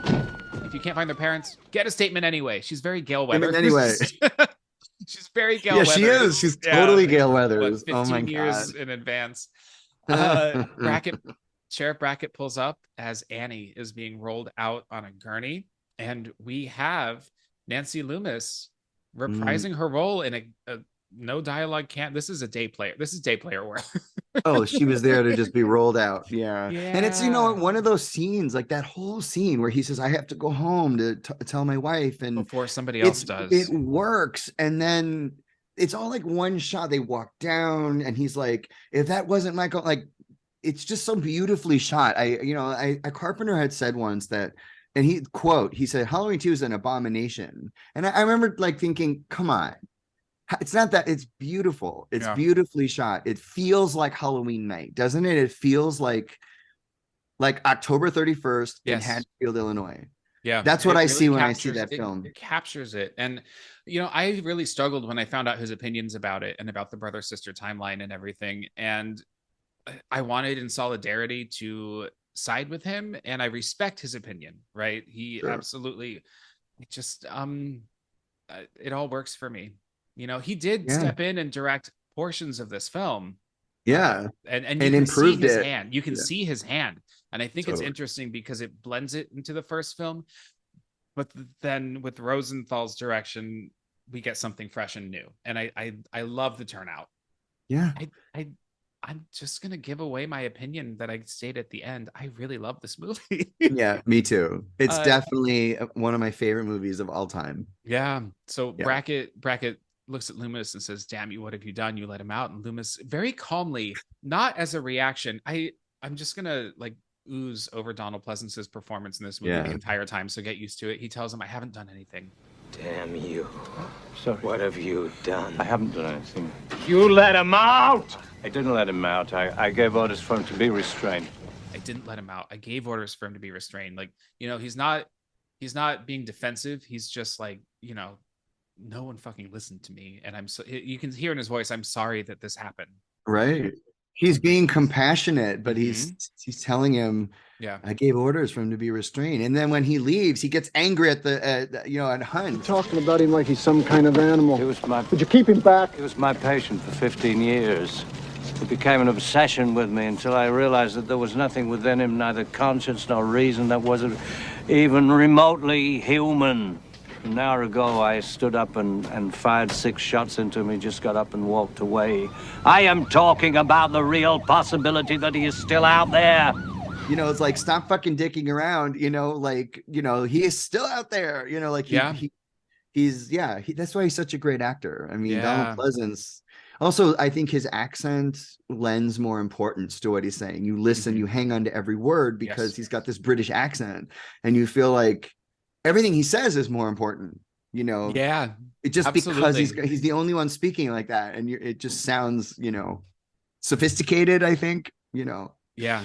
The officer Hunt, they say the man in the mask that was just killed by the explosion might not be Michael, but the body's at the coroner's office. They need to find a dentist to search dental records. Right. And then Loomis gives his incredible speech. He's not even remotely human. It's just his delivery. No other actor would have taken those words to the place that he does. I used to have, back when Napster was a thing, this remix of the Halloween theme. that intersperses this dialogue into it. And there are a bajillion remixes of the Halloween theme. I can't find it anywhere, and it really breaks my heart because it was like the definitive for me. Yeah, I agree with you when you said no one could take some of these sentences, to the places that he took. That's why my favorite character in all of the Halloween movies is Dr. Loomis. Yeah, and it's because of Donald Pleasence. I mean, I know they were going to cast. Oh my god! Fuck. Why can't I remember his name? I know. I just watched a movie with him in it too. Was it Peter Cushing? Peter Cushing. Yes. Yeah. But who is a fabulous actor. I don't need him. I need Donald Pleasence, But casting anyone else in the role of Loomis, I just can't even fathom it. Seriously, I mean, Carpenter sought him out, for the original movie. And he wasn't interested at first, correct? Yeah, he wasn't interested, and then he did it for some other reason, and then the budget for the movie was 300, but Mustafa gave him another 25,000. But yeah, this is how you learn in horror movies, especially. Casting is so important in horror movies because they have to sell what's happening. You have to be able to scream if you're being attacked, but you're not being attacked, you're acting. Yep. So he just had something that I think no one was expecting, and it worked. It's so dramatic. No matter how melodramatic it sounded, it still sounded appropriate. And he has his monologue here. Well, we'll be getting that too, where he's outside of the house, and which is my favorite. It's my favorite scene in the film. Yeah. Oh, really? Cool. We'll talk about why.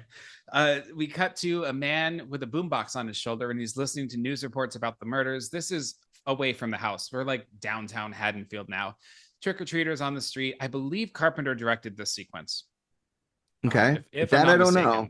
If I'm not mistaken. Karen is leaving a Halloween party with her friend, and her friend wants a ride, and Karen says, no, I'm going to be late for work. They mention Russellville, right? Karen suggests, why don't you go take a ride with somebody? And she says, he's all the way out in Russellville. Russellville was the town that the grave cemetery keeper in the original Halloween mentions that guy killed his family from. So we're bringing back Russellville. Yep. Cool little callback and fan service. And if you don't notice it, it doesn't mean anything. But if you do, you're like, that's cool. He's in Russellville. Right. So Karen agrees, and you promised. Yes, I did. And drives her friend home. She's just going to be late for work. As she drives away, we have our boombox guy walking in the street, and he bumps into Michael. And when I say, as a child, I was fucking terrified when this happened. Really? Yeah. There are like three moments in this movie that are ingrained in my mind as, how did I survive this as a kid? But right when he bumps into this guy, the radio announcer says the sole survivor, Laurie Strode, was taken to Haddonfield Memorial Clinic, and Michael immediately starts walking and passes a sign with an arrow that says Haddonfield Memorial Hospital. And that's how he finds out where Laurie is. Yeah. Yeah, exactly. I love that shot too. I've been to that location. Just if you're listening and you don't know, the Fog Church where they filmed The Fog was right around the corner from there. So if you're ever in the area, walk down that street and make a left and walk up, and you'll see the Fog Church.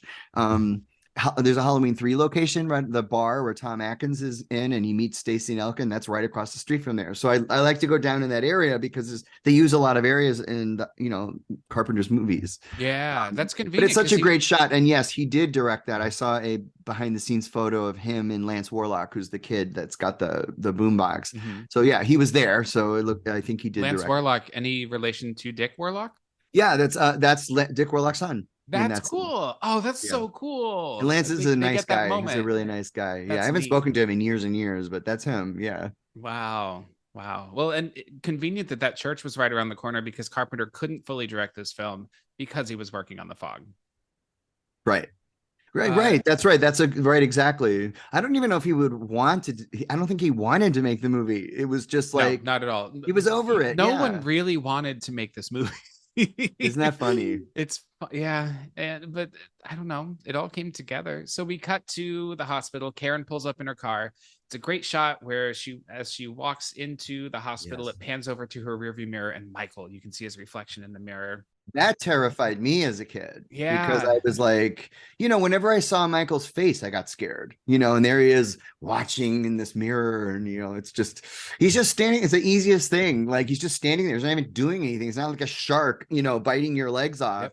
He's just standing there. And I He think takes that's his the time. power of simplicity Yeah. and the mask being like sort of like the face of the boogeyman. I feel like, it's so funny in all of these years, like studying these movies, I still can't tell you what it is that makes him scary. I can tell you ingredients and stuff, but we're all reacting the same way, and none of us can say definitively why. I find that endlessly fascinating. I firmly believe, I think he triggers something within most people that like gets us in like some primal part of our evolution, Yeah. Oh, so Jimmy and Bud are watching news in the break room, and Bud's smoking weed. He's using like medical pinchers to hold his joint. He's got a potty mouth. He's kind of a dick.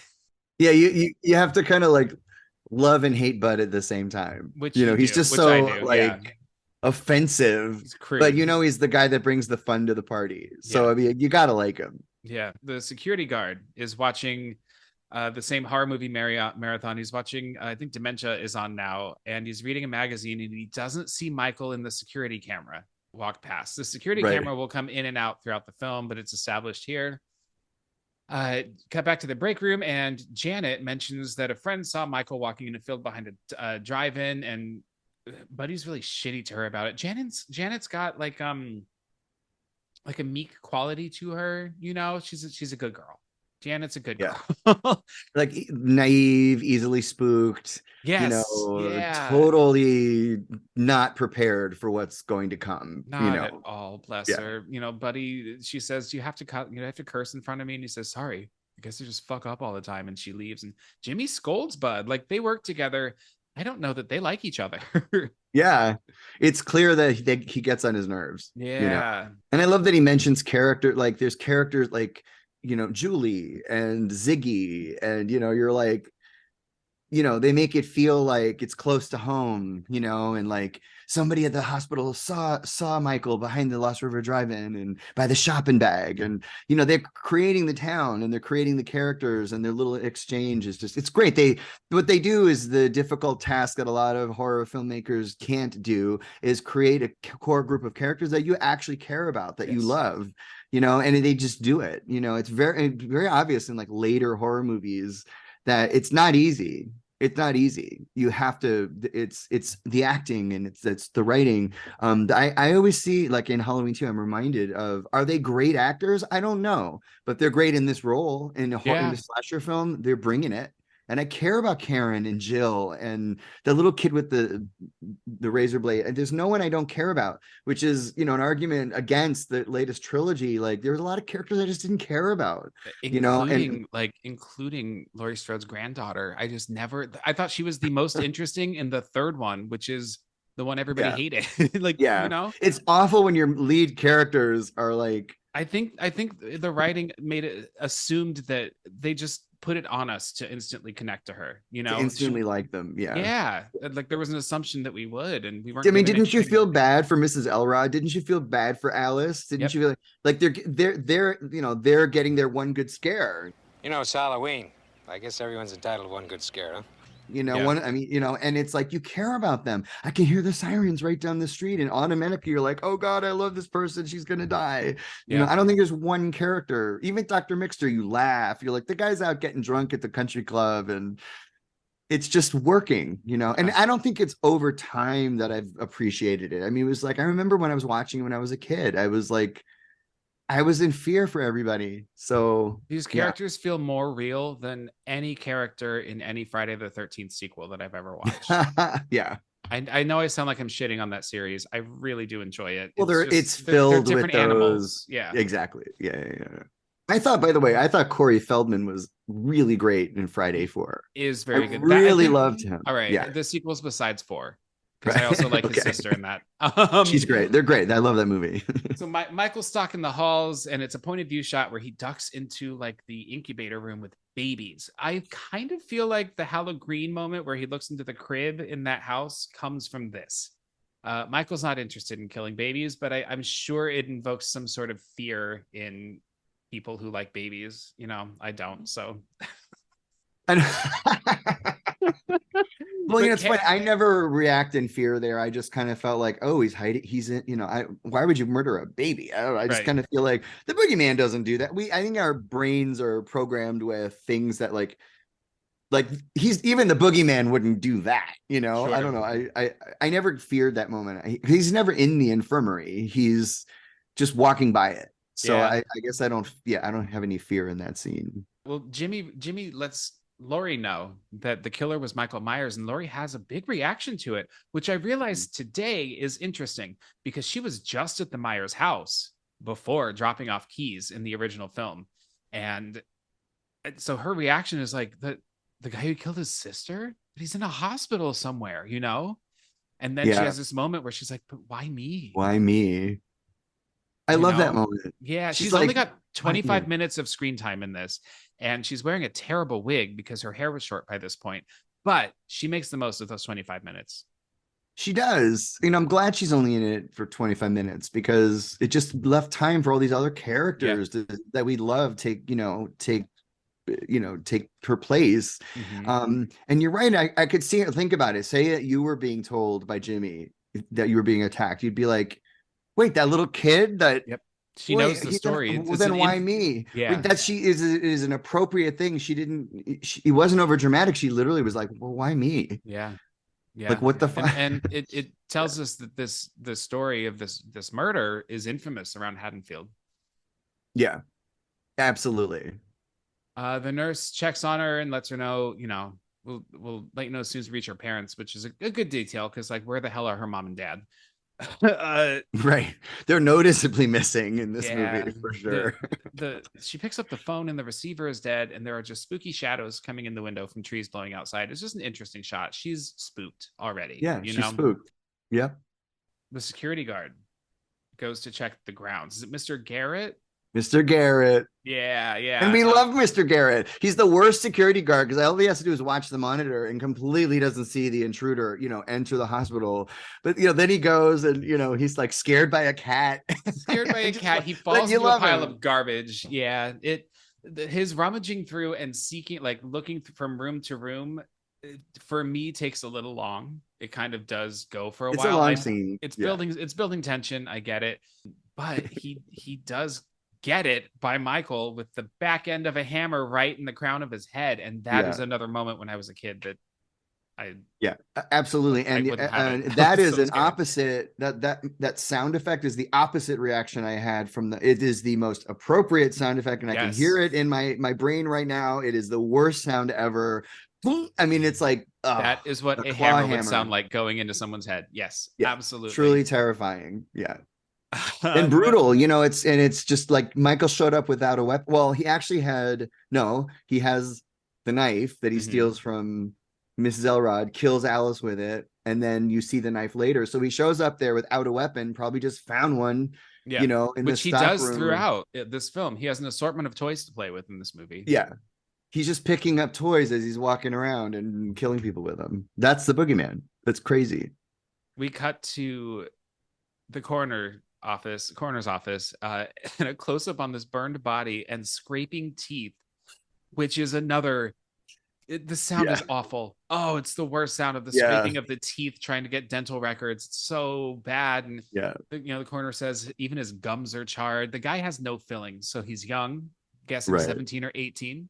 But checking the dental records are going to take hours. And, you know, Loomis says, well, but Michael is 21, which is interesting because the timeline says that Michael is 21. In the credits of both the first and second film, he's credited as Michael, age 23. 23. Yeah. How and why did they not notice this? I don't know. I noticed it when I watched the credits, and I love it. I don't know. I mean, it's wrong, so I love it, but I still love it. It means that I'm just so forgiving. You know, the thing about, I think as horror fans were conditioned, like in the original Halloween, you see John Carpenter's cigarette smoke drift into the frame. So what? We love it. You know, there's I think as horror movie fans, we kind of love the mistakes and the flaws, and I don't know. That's what I think. Like, doesn't bother me. I don't want them to fix it. I'll roll with it. I don't think twice about it. Officer Hunt and Loomis drive to the Myers house, and there's a lynch mob outside throwing stones, breaking windows, cursing at it. Loomis remarks one of their tribe was butchered, and this is a wake. We're kind of leaning. Well, I think that's the start of Loomis's leaning into, like kind of the ritual of Sam Hain, which we'll get into later. Yeah. Like, what is he talking about? This is a ritual. This is a way. I mean, and I love that green light that's in the cop car. Yes, that's shining up on it's that giallo, like. Well, it's and that that's you posted a picture of that in the new 4 or 5K release, and you posted a picture remarking on it, and it does look great. Yeah, it just like you look at it and you're like, why did they do that? Like. Why is the car so green? But there's something about it that makes they're giving the movie a beauty that I think is unexpected, that over time you just sort of appreciate more and more. I love that. And then and it's married with that weird comment about one of their tribe is butchered, and this is awake and heightens my sense of security. He's like, this guy is on another level, and he's just as weird. He's bringing the weirdness in his own way, but it all's making sense. And Officer Hunt is like, all right, whatever, let's get out. Yeah, well, Loomis pulls out a gun and he just looks at Hunt and says, heightens my sense of security. And so they approach the house, try to get people in the original Halloween. He's in the bedroom. Yes. And he pulls out his gun and says, yes, you must think I'm a very sinister doctor. Like, every time he's got a gun in his hand, he's got to say something. He has to explain why to an authority figure. Exactly. I love him so much. Yeah. And that's the writing too, but he just handles it with such talent and amazing talent. Yeah. They step around to the side of the house, which would be the side where Michael entered when he killed his sister, I think. Yeah. Okay. And all right, this is the monologue I want to talk about. I love, as far as an acting standpoint, this is my favorite scene in the film. Hunt lights a cigarette, hands it to Loomis, who takes it, but doesn't light it. Hunt tries to light it. Loomis kind of pulls it away and then notices it, doesn't notice it, takes the lighter and then lights it himself. Smokes the cigarette while Hunt is smoking the cigarette in frame the entire time, and he's kind of in a cloud of smoke. Loomis is taking a drag here and there, but he's not really having this cigarette. And he gives the incredible monologue about his time with Michael in the hospital and how he started to he's kind of reiterating what he reiterates in the tells in the first film of his work with Michael, and how he's not a man, and there's just evil inside of him. And these two kids approach and they say, Mr. Hunt, I'm worried about Bennett Tramer. He was their friend. He's a teenager. He was drunk. He's not home yet. He had on this stupid mask. And Loomis takes his cigarette and he specifically picks it up to a place where it's in frame and throws it on the ground. And all right, I'm looking too far into this, but as an actor, I'm noticing this business where, like, even with the cigarette, where when he's giving this monologue, he's leaning into something that he's passionate about. And then he's kind of pulled out of that, and he can't even enjoy the cigarette. He has to throw it out and run to, we need to check the dental records of this kid, knowing that this was Bennett Tramer, who they killed before by accident. Yeah. I just think it's a well-directed and well-acted scene that is kind of a throwaway that, Is it all? I think it's all one shot, isn't it? All one shot. Yeah. It's beautiful. Yeah. Yeah. The really lighting great. And the whole casual, he just happens to have this lighter in his pocket, and it doesn't mean anything until it means something in the movie. Yeah. And you feel like it's fate, right? It's like, it's that idea of like, it had to happen this way, Mm-hmm. And they handled it brilliantly. You don't even really notice it. You don't notice it. No, it's so natural. So, and it's just, these are choices that he was making that I don't even know if the director noticed what he was doing, but it just adds to the realism of his character. But so he says we should check this Bennett Tramer's dental records. Now, you and I both know Ben Tramer is the guy that Laurie had a crush on in the first movie. Right. And now he's dead. Oh, poor Ben Tramer. Everyone that Laurie loves died. But exactly. Laurie's gonna be really upset over this one. Poison. She's poison. Now, an officer runs up and informs it that there was a break-in at the elementary school. Right. So they go to investigate that. We cut to Karen distributing pills in these little Dixie cups, and a buzzer rings and scares her, but it's just Bud being a dick. And he mentions, hey, we should go hook up in the therapy room. They have like this hydrotherapy room, which is basically just a giant, really hot jacuzzi. Right, exactly. So Karen agrees. But before they do, we see Lori asleep in bed, passed out, and she has a dream. She's dreaming. She's dreaming. Right. Do you want to talk about the dream? Well, it's funny. I think if I were to watch this movie for the first time today, I'd say, oh, they're related. They're related. Yes, it gives it away. Right, but when I was a kid, I was just I didn't think of that. It was just it was so creepy. And the little kid, when they found the perfect kid, that face and that weird. Is it not the same kid? I didn't look that up. I don't think it's the same kid. He looks just like it's great casting. Yeah, and he's just got that look on his face, and that he was looking past the wall, and for some reason he's turning to her, but it's very much works as a dream, and I don't think it tips off the foreshadowing that.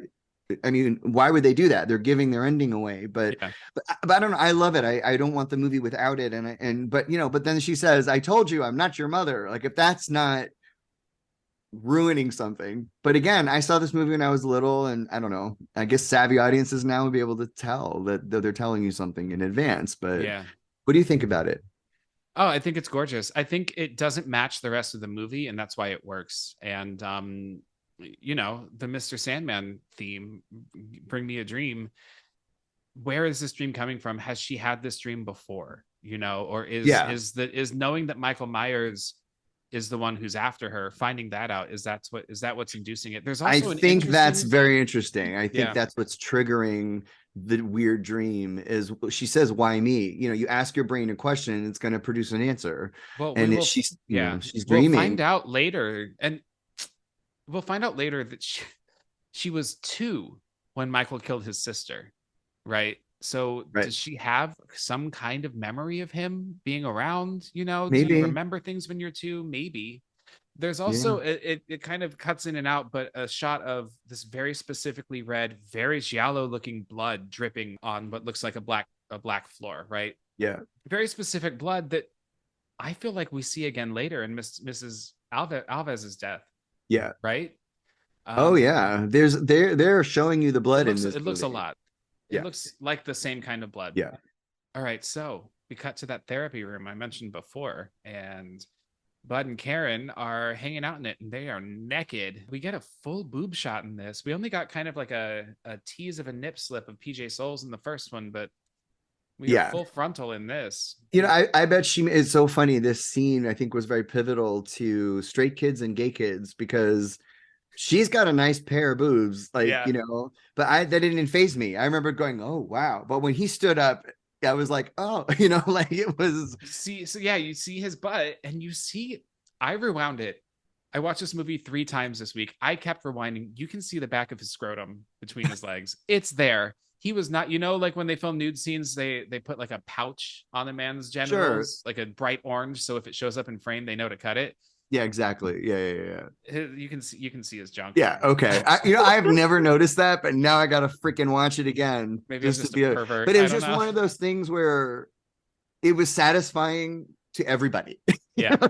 One of them satisfied you. Yeah. Yeah. Whoa. Yeah. It was like one of those quintessential sex scenes where not a lot happens. Nothing happened. Yeah, she's just like, and I love her line, "It can get cold in here." You're like, he better turn that freaking temperature down immediately. Like, you're rooting for him. You're like, go turn that shit down. Because we see Michael turn the heat up, like he blasts the knob to high heat, and she mentions it's hot in here, and he says, I don't want to go turn it off, it's cold. And it can get cold in here. It's so good. She's awesome. She was perfect in that role. I love her. Perfect. When he stands up and goes into the other room, it's a glass pane that we can see him through, and Michael wastes no time in strangling him to death, but we can't hear it because he's being strangled and he's behind a glass door. Right. Beautifully shot. Great lighting. Again, now that you mentioned giallo, it's all that I can see in this movie, because it's kind of a yellow lit room. It was staged. It's not sleazy, like Silent Night, Deadly Night is a sleazy film, like, and I love it for its sleaze. Of course. But, Halloween 2 is treated with it was very stylized. And I really appreciate that about the movie. Yeah. So she has gotten out of the water. She is sitting on kind of the edge of the hydro tank with her back to Michael, who approaches and puts his hand on her shoulder, which she kisses and bites the thumb and says, "You want to go get breakfast? I'm sorry." Turns around and screams at Michael's face. And this might be the most brutal kill in the franchise. It's one of the best. It's one of the best. He grabs her by the back of the head and shoves her in the hot water, scalding hot water. We see the temperature meter in a dangerous red level, and he lifts her head out multiple times. And every time he does it, down into the tank and up out, and she's more badly burned to the point that her fucking skin is boiling off. Yeah.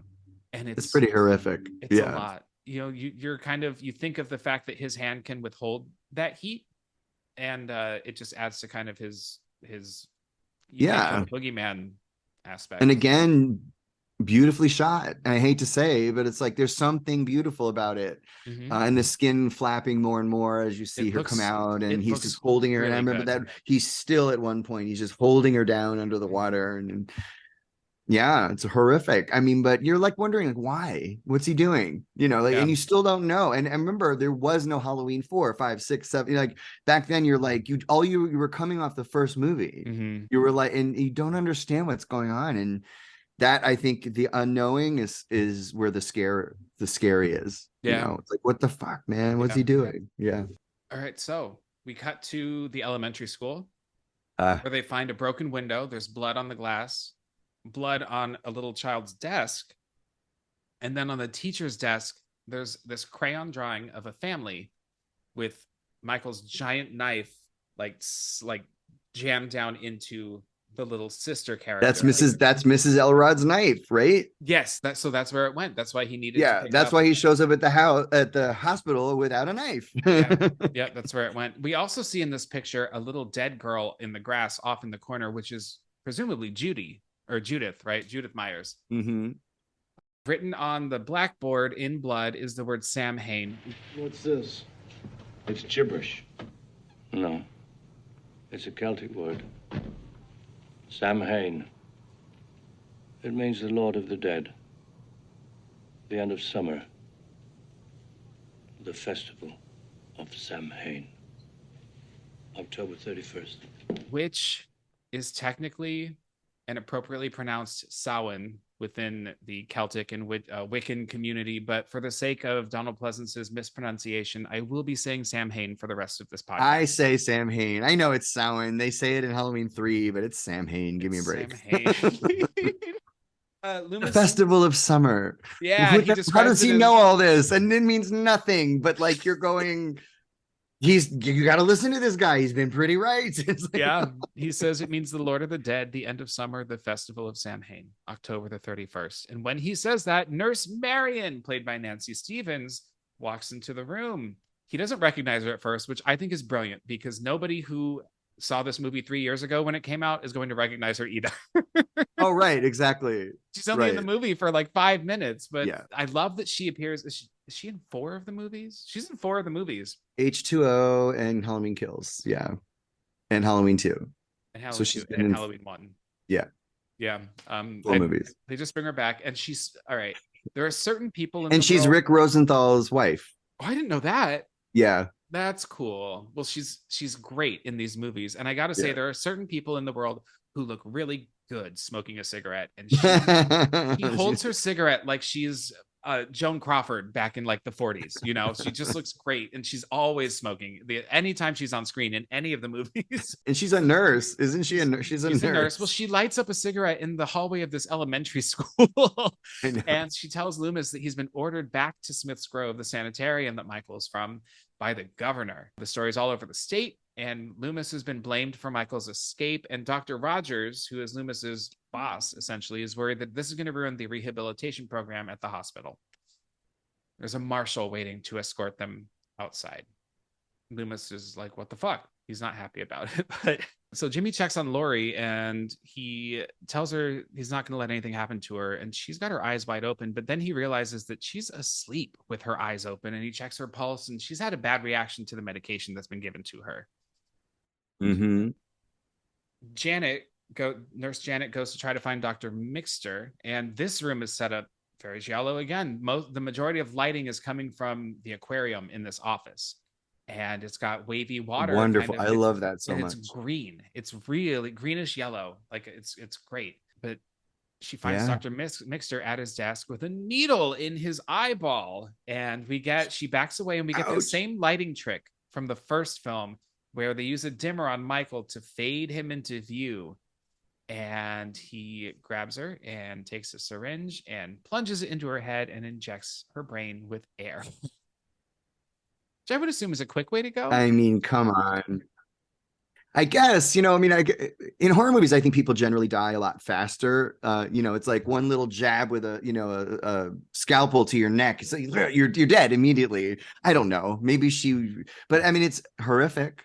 It's a good drop to the floor. Like it's just a dead weight drop to the floor.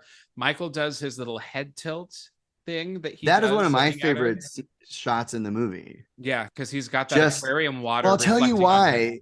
Well, the mask is like kind of crunched because he's looking down, and then as he turns his head, the mask crunches even more, and the lips do that weird kind of skewed thing. And again, this is the imagery of Michael Myers is coming from the lighting and from the rubber and from all these different things. And he's a true cinematic villain. Yeah, he's not just a guy with a knife.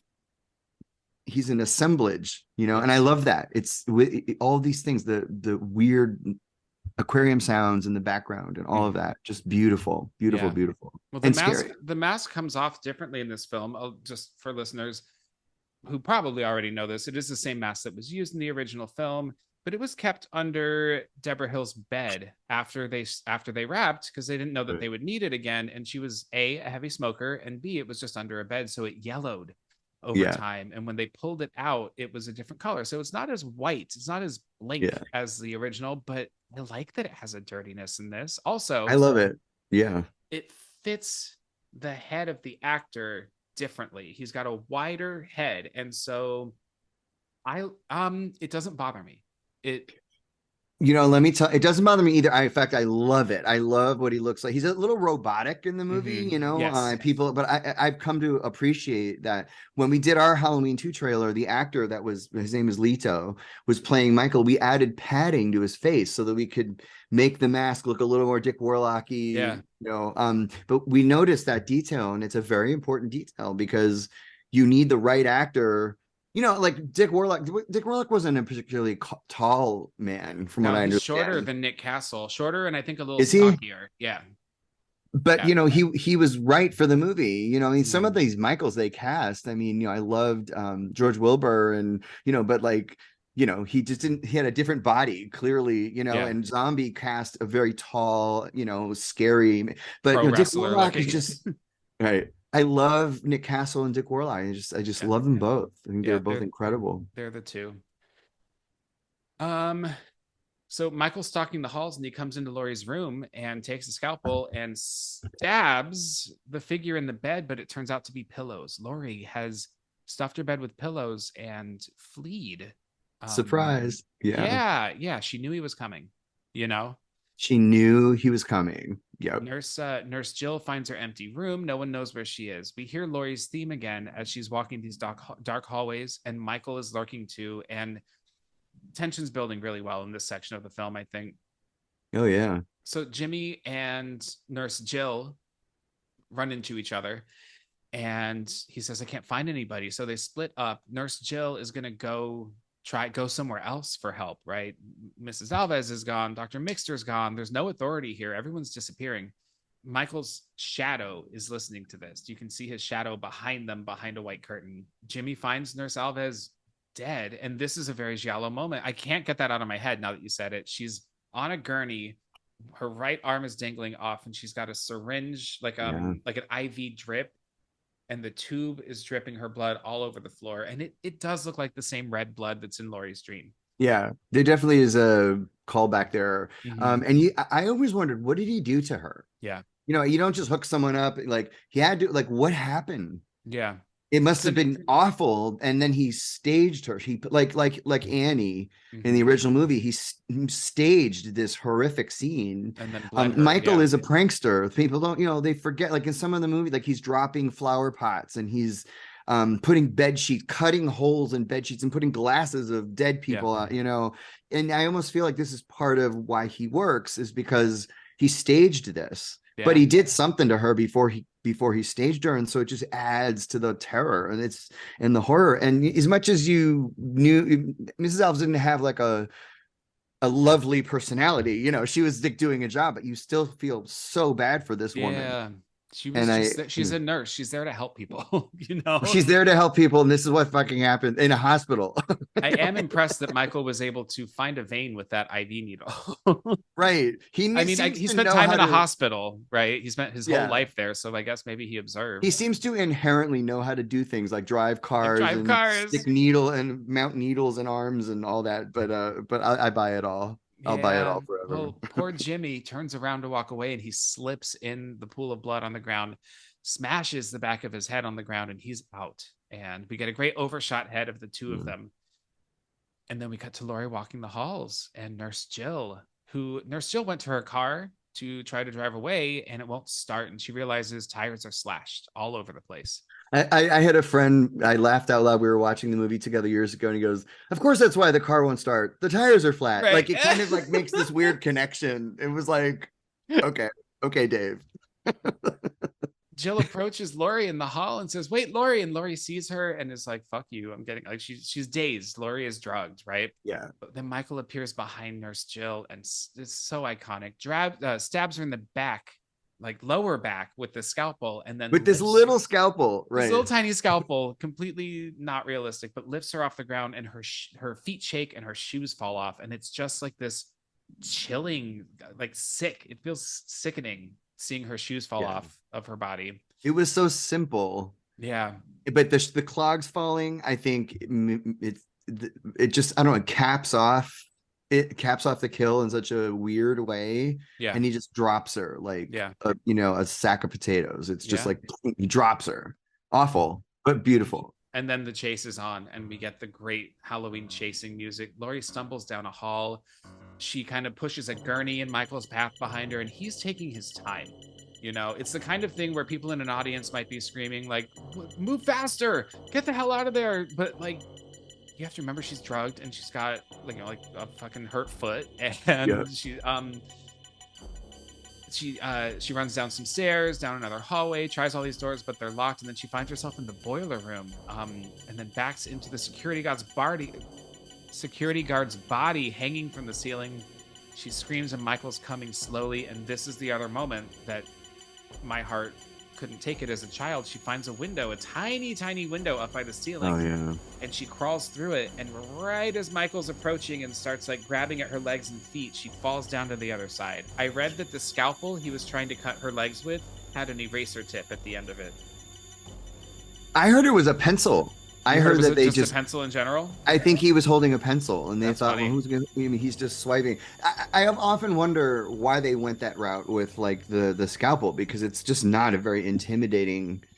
I mean, compared to like the big butcher knife that Carpenter gave him in the original movie, and I had that thought at the end when he's holding it, coming for Laurie before she shoots him. It's not as it works though, but when you realize, oh well, it's the size of a pencil, like it just but I love it. I love every frame of it. I wouldn't change anything, and it's part of the iconography, I think, of Halloween 2 and Michael Myers. Like, you see a scalpel and say, oh, that's Halloween 2, but it's terrifying. I mean, could you imagine someone really swiping at your legs and your ankles with a scalpel? No, I would be shitting. I probably would have. So Laurie finds herself at an elevator, and Michael doesn't crawl through the window, but somehow he's in the same room with her, and she pushes the button, and I just love this chase scene. I think the tension is so palpable. The red light that's blinking. Yep. The door won't open, right? It's lowering. You can see the numbers, 2, 1, ground, basement. Finally hits the basement. She she jumps in and pushes the button. Michael's still coming, and he reaches his hand with the scalpel into it just as the door is closing. It closes on his hand. Is that a thing from older elevators? Because nowadays it would have bounced back open. Yeah, I've always thought that's an illogical thing to happen. I think that's a safety thing. It has to open, but no, in a horror movie, she just got away. Yeah, well, she runs into the parking lot and finds a car, and she kind of curls up under the passenger seat, like where your feet would go, and stays there. We cut to Dr. Loomis and Marion driving with the marshal, and this is where we find out about the Samhain rituals. They would burn prisoners of war, criminals, the insane, and animals, specifically animals, which I'll talk about in a minute. They get burned alive in baskets. Then by observing the way that people were dying, the Druids believed that they could see visions of the future, which is going to come in soon as well. He says Samhain isn't evil spirits. It isn't goblins or witches or spirits. It's the unconscious mind. We're all afraid of the dark inside ourselves. So thank you, Dr. Loomis, for the thesis on this film. Absolutely. Marion tells him there's a secret file. The governor ordered Dr. Rogers to open it. He says, I've seen everything. She informs him that the Strode girl is Michael's sister.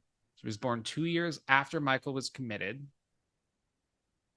Oh, no, 2 years after. Wait, was she born 2 years after or 2 years before? 2 years after she was born, he was committed. And then 2 years later, after that, the parents were killed. Parents were, yes. And so she was very young, and she should have no memory of this kid. So her dream doesn't really make sense because she's like a 6-year-old when she's talking to her mom. But she's somehow connected. And she's just, they're cinematically informing you that she has this inherent knowledge of something coming for her, and she eventually realizes. Well, I don't know. He doesn't tell her that he doesn't say, hey, Laurie, I know what I just found out. That's your brother. Like, even at the end of the movie, she doesn't know.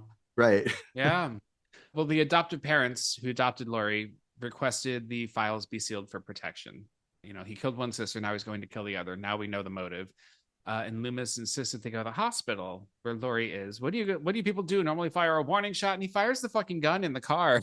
And the marshal turns around real fast, head to the hospital. I always laugh when I see that. So funny. I like the marshal. He's like, I can't turn around. I'm gonna lose my job. What are you kidding me? Yeah, right. This actor. Laurie's hiding in the car, and a figure approaches and sits in the driver's seat. It's Jimmy, and he's dazed from hitting his head, definitely concussed. And he tries to start the car, but he passes out on the car horn. Do you think Jimmy dies? No, I don't think he dies. No, I think he's just in shock. Yeah. No, because he's in shock. There's no reason why he would die. Yeah. I guess it could hit his head and, have some concussion or something, but I think he's just in shock. I think he lives. I've always thought about that until I watched it today. The horn is loud as fuck. And Laurie pushes him off of it and tries to start the car and can't. And then decides to crawl out. And Jamie Lee Curtis did this herself. Spills on the floor, just like smack her whole body down on this asphalt. Starts crawling as Loomis and Marion and the marshal approach in the car, and Laurie can't muster the strength to scream to them for help. Loomis and Marion and the marshal go into the hospital, and as soon as that door closes, then she screams.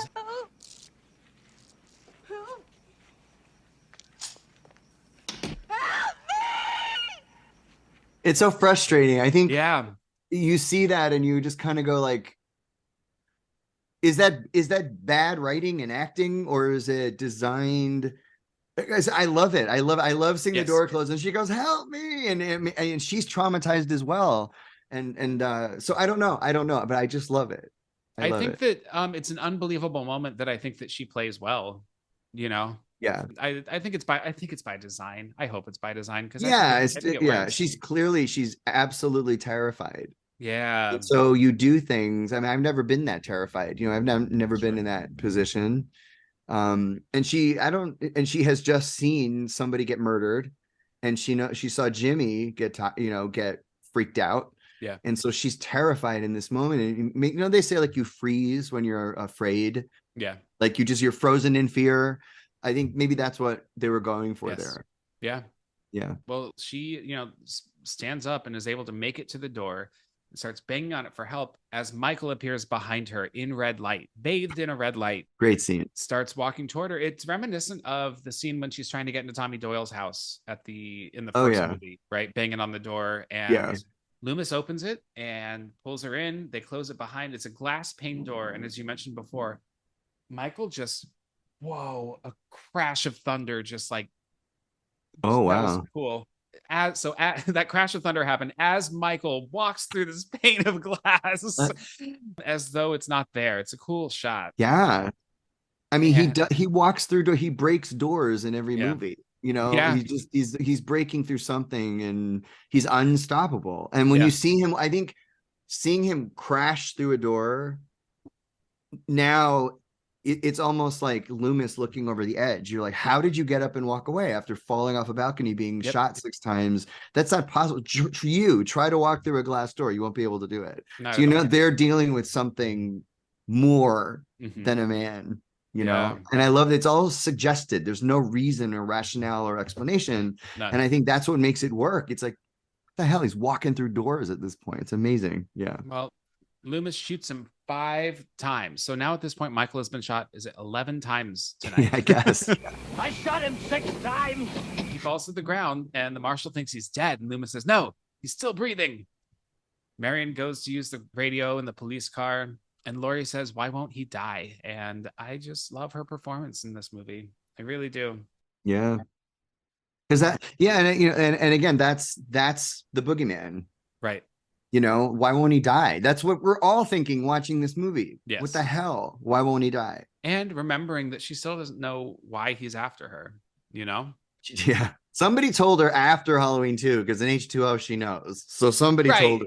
Yeah, I wonder when they broke the news. It must have been Nancy Stevens, Nurse Marion. Yeah. She was there. She probably went in and after the explosion, and she probably said, oh my God, so glad you survived your brother's attack. You know, she must have been the one. Yeah, that checks out.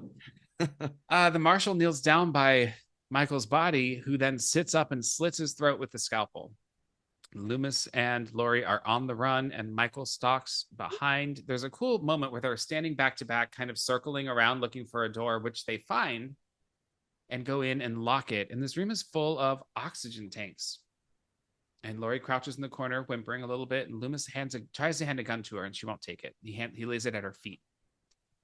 Michael bangs on the door harder. He busts through it, just like you mentioned.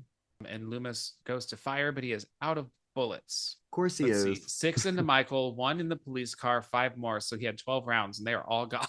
Yep. Michael stabs him in the gut with his scalpel, just quick, in and out. And Loomis, his reaction is great, because it's the same face the audience makes, I'm sure. Right. It was like, and he falls, right. falls back. Michael approaches Laurie in the corner, who's whimpering, but she calls his name. She says, Michael.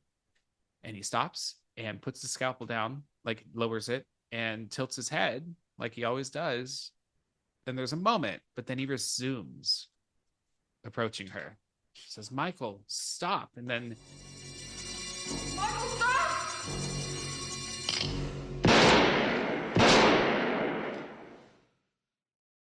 she shoots him in both eyes. She's a hell of a shot. Yeah, I'm always astounded at that. You know, and again, like, so they've already established he can survive 11 bullet wounds. He can fall and nothing happens. Everyone says, how could he survive that? Well, I think at that point you're conditioned to say, you know, why wouldn't he survive it? I don't ask how could he. It's like, how couldn't he? Why wouldn't he survive it? He's the boogeyman. Yeah, and I think that's growing up. My mom, because we did watch movies like this together all the time. She would always complain about, like, oh, they killed him in the last one and now he's back. And for me, it was never about that. It truly was like, of course he's back. Like, he's always coming back. Right. You know, there's no reason that he wouldn't come back. But when she shoots him in the eyes, this really gorgeous, cool shot of a trickle of blood out of each eye hole of the mask just like pours out. Yeah. And he covers his eyes and he's now been blinded. So you can't kill the boogeyman, but you can blind him. You can blind him, at least until the next movie. Yeah. He's waving his scalpel around the room and it's making this whoosh, whoosh, whoosh sound. It's really spooky. And Loomis starts to release valves of oxygen. and it distracts Michael from one side of the room to the other. Laurie does the same thing on the other side. At one point, Loomis just says "fuck it" and rips these like hoses out of the wall. We're filling the room with oxygen. Yeah, he's just disorienting him to save her, so that he can come up with some plan to help in this situation, and then probably just happen to reach in his pocket and feel the lighter. You know, do you think he felt it first and then said, "Okay, I'll fill this room"? You think he just was trying to disorient him and said, "I have this lighter"? I think he was trying to disorient him. I think that he was trying to make a noise that would sound like pull Michael away from her. Yeah, you know, and then notice the lighter. Yeah. Well, regardless, he tells Laurie to get out, which she does, and he says, he looks at Michael and he says, "He's an animal. He's an animal." And I feel like that harkens back to when he says they would burn prisoners of war, the criminally insane, and animals in these baskets, right? He's categorizing him not as a human, but as an animal. And then says, "It's time, Michael," and uses that lighter that Officer Hunt gave him earlier and lights it. It's time, Michael.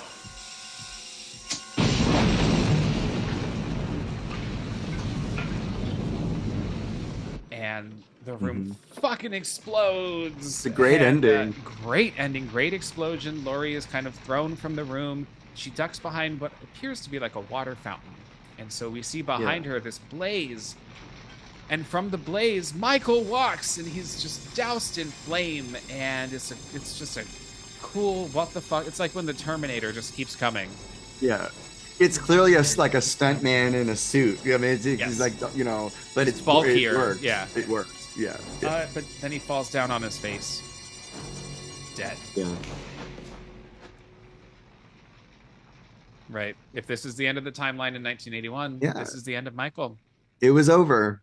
I never thought there'd be another movie. I said, well, he's burning. The mask is melting. He's dead. And I thought, oh, God, I love Halloween. Close up on the burning mask. We cut to it's morning now. It's a misty day. It looks very damp, very atmospheric. They mentioned that they found 10 bodies so far. Laurie's being put back into an ambulance for the second time in 24 hours and says, "Can I ride in front?" And she's told no. The ambulance drives away into the mist, and we get a close up of Laurie just looking into space, affected by what's happened to her, and Mr. Sandman kicks in again. And then we go back to the burning mask, and it's almost like Laurie is when Loomis says that they would watch these burning people and try to see visions of the future. It's almost as though Laurie's looking at this burning mask. Oh yeah, and I didn't think of that. Yeah. I literally I picked up on that this week. That's why I love this podcast, because it gives me a chance to really, really, really analyze and look at these movies in ways that I didn't before. Yeah. So, and then that's it. We black out, and Mr. Sandman plays as the credits roll, and that's Halloween 2. Yeah. I mean, I can't express how much I love this movie. I just love it so much. I watch it frequently. I wouldn't say all the time, but frequently. And everybody who's a Halloween fan loves Halloween 2. I don't think I've met someone that's like, "Oh, that's a crappy sequel." I mean, it's the same night, the same cast, everyone looks the same. Laurie's got that wig, but you know, it just feels like such a natural extension of the original movie. Yes. That it's just like I could watch 1 and 2 and like that's it. I don't need to see 4, 5, 6 and the others. You know, no, it's beyond an adequate sequel. It's just a perfect sequel. I normally ask if you think that a movie is a trick, a treat, or a smell my feet and categorize it, but I won't waste your time. We both already know this movie is nothing but a treat for both of us. Yeah, for sure. King size candy bar. Anthony, I cannot thank you enough for the generosity of your time and for sharing this wonderful conversation with me. Can you tell my listeners where they can stalk you and remind them where they can sign up for your Kickstarter? Yeah. Well, I have a website for my company, Masi Media. So just go to massimedia.net. Masi Media is also my Twitter. But my other company is Stop the Killer. So just go to stopthekiller.com, sign up for our mailing list, and we will email you when the Kickstarter for Halloween 2 game is launched, and all of our other games. You know, just stay on our mailing list, and we're doing these amazing games. So I wish I could tell you the title. I have 3 titles right now, but I can't tell you. But if you're a horror fan, you like games, come on down, And Stop the Killer is also my Instagram, so you can follow me there. Perfect. I can't wait to sign up for this Kickstarter when it opens up yesterday. Oh my God. By the time this drops, I will have already signed up for the Kickstarter. Right, exactly. Friends, you can stalk me at my website, rickortreat.com. On Instagram, I am at rickortreatpod. My personal Ricky Me site is at rick_r_treat. And if you wouldn't mind taking a moment to rate and review the podcast, I'd really very much appreciate it. Anthony, thank you so much again. It's always a pleasure to speak with you. Thank you, Ricky. This was fun. I love talking to you, and especially about horror movies I love. So, and thank you for plugging the game. Thank you very much. I always will. And you are welcome back anytime. All right. Thank you. See y'all later, Spookies. See you later.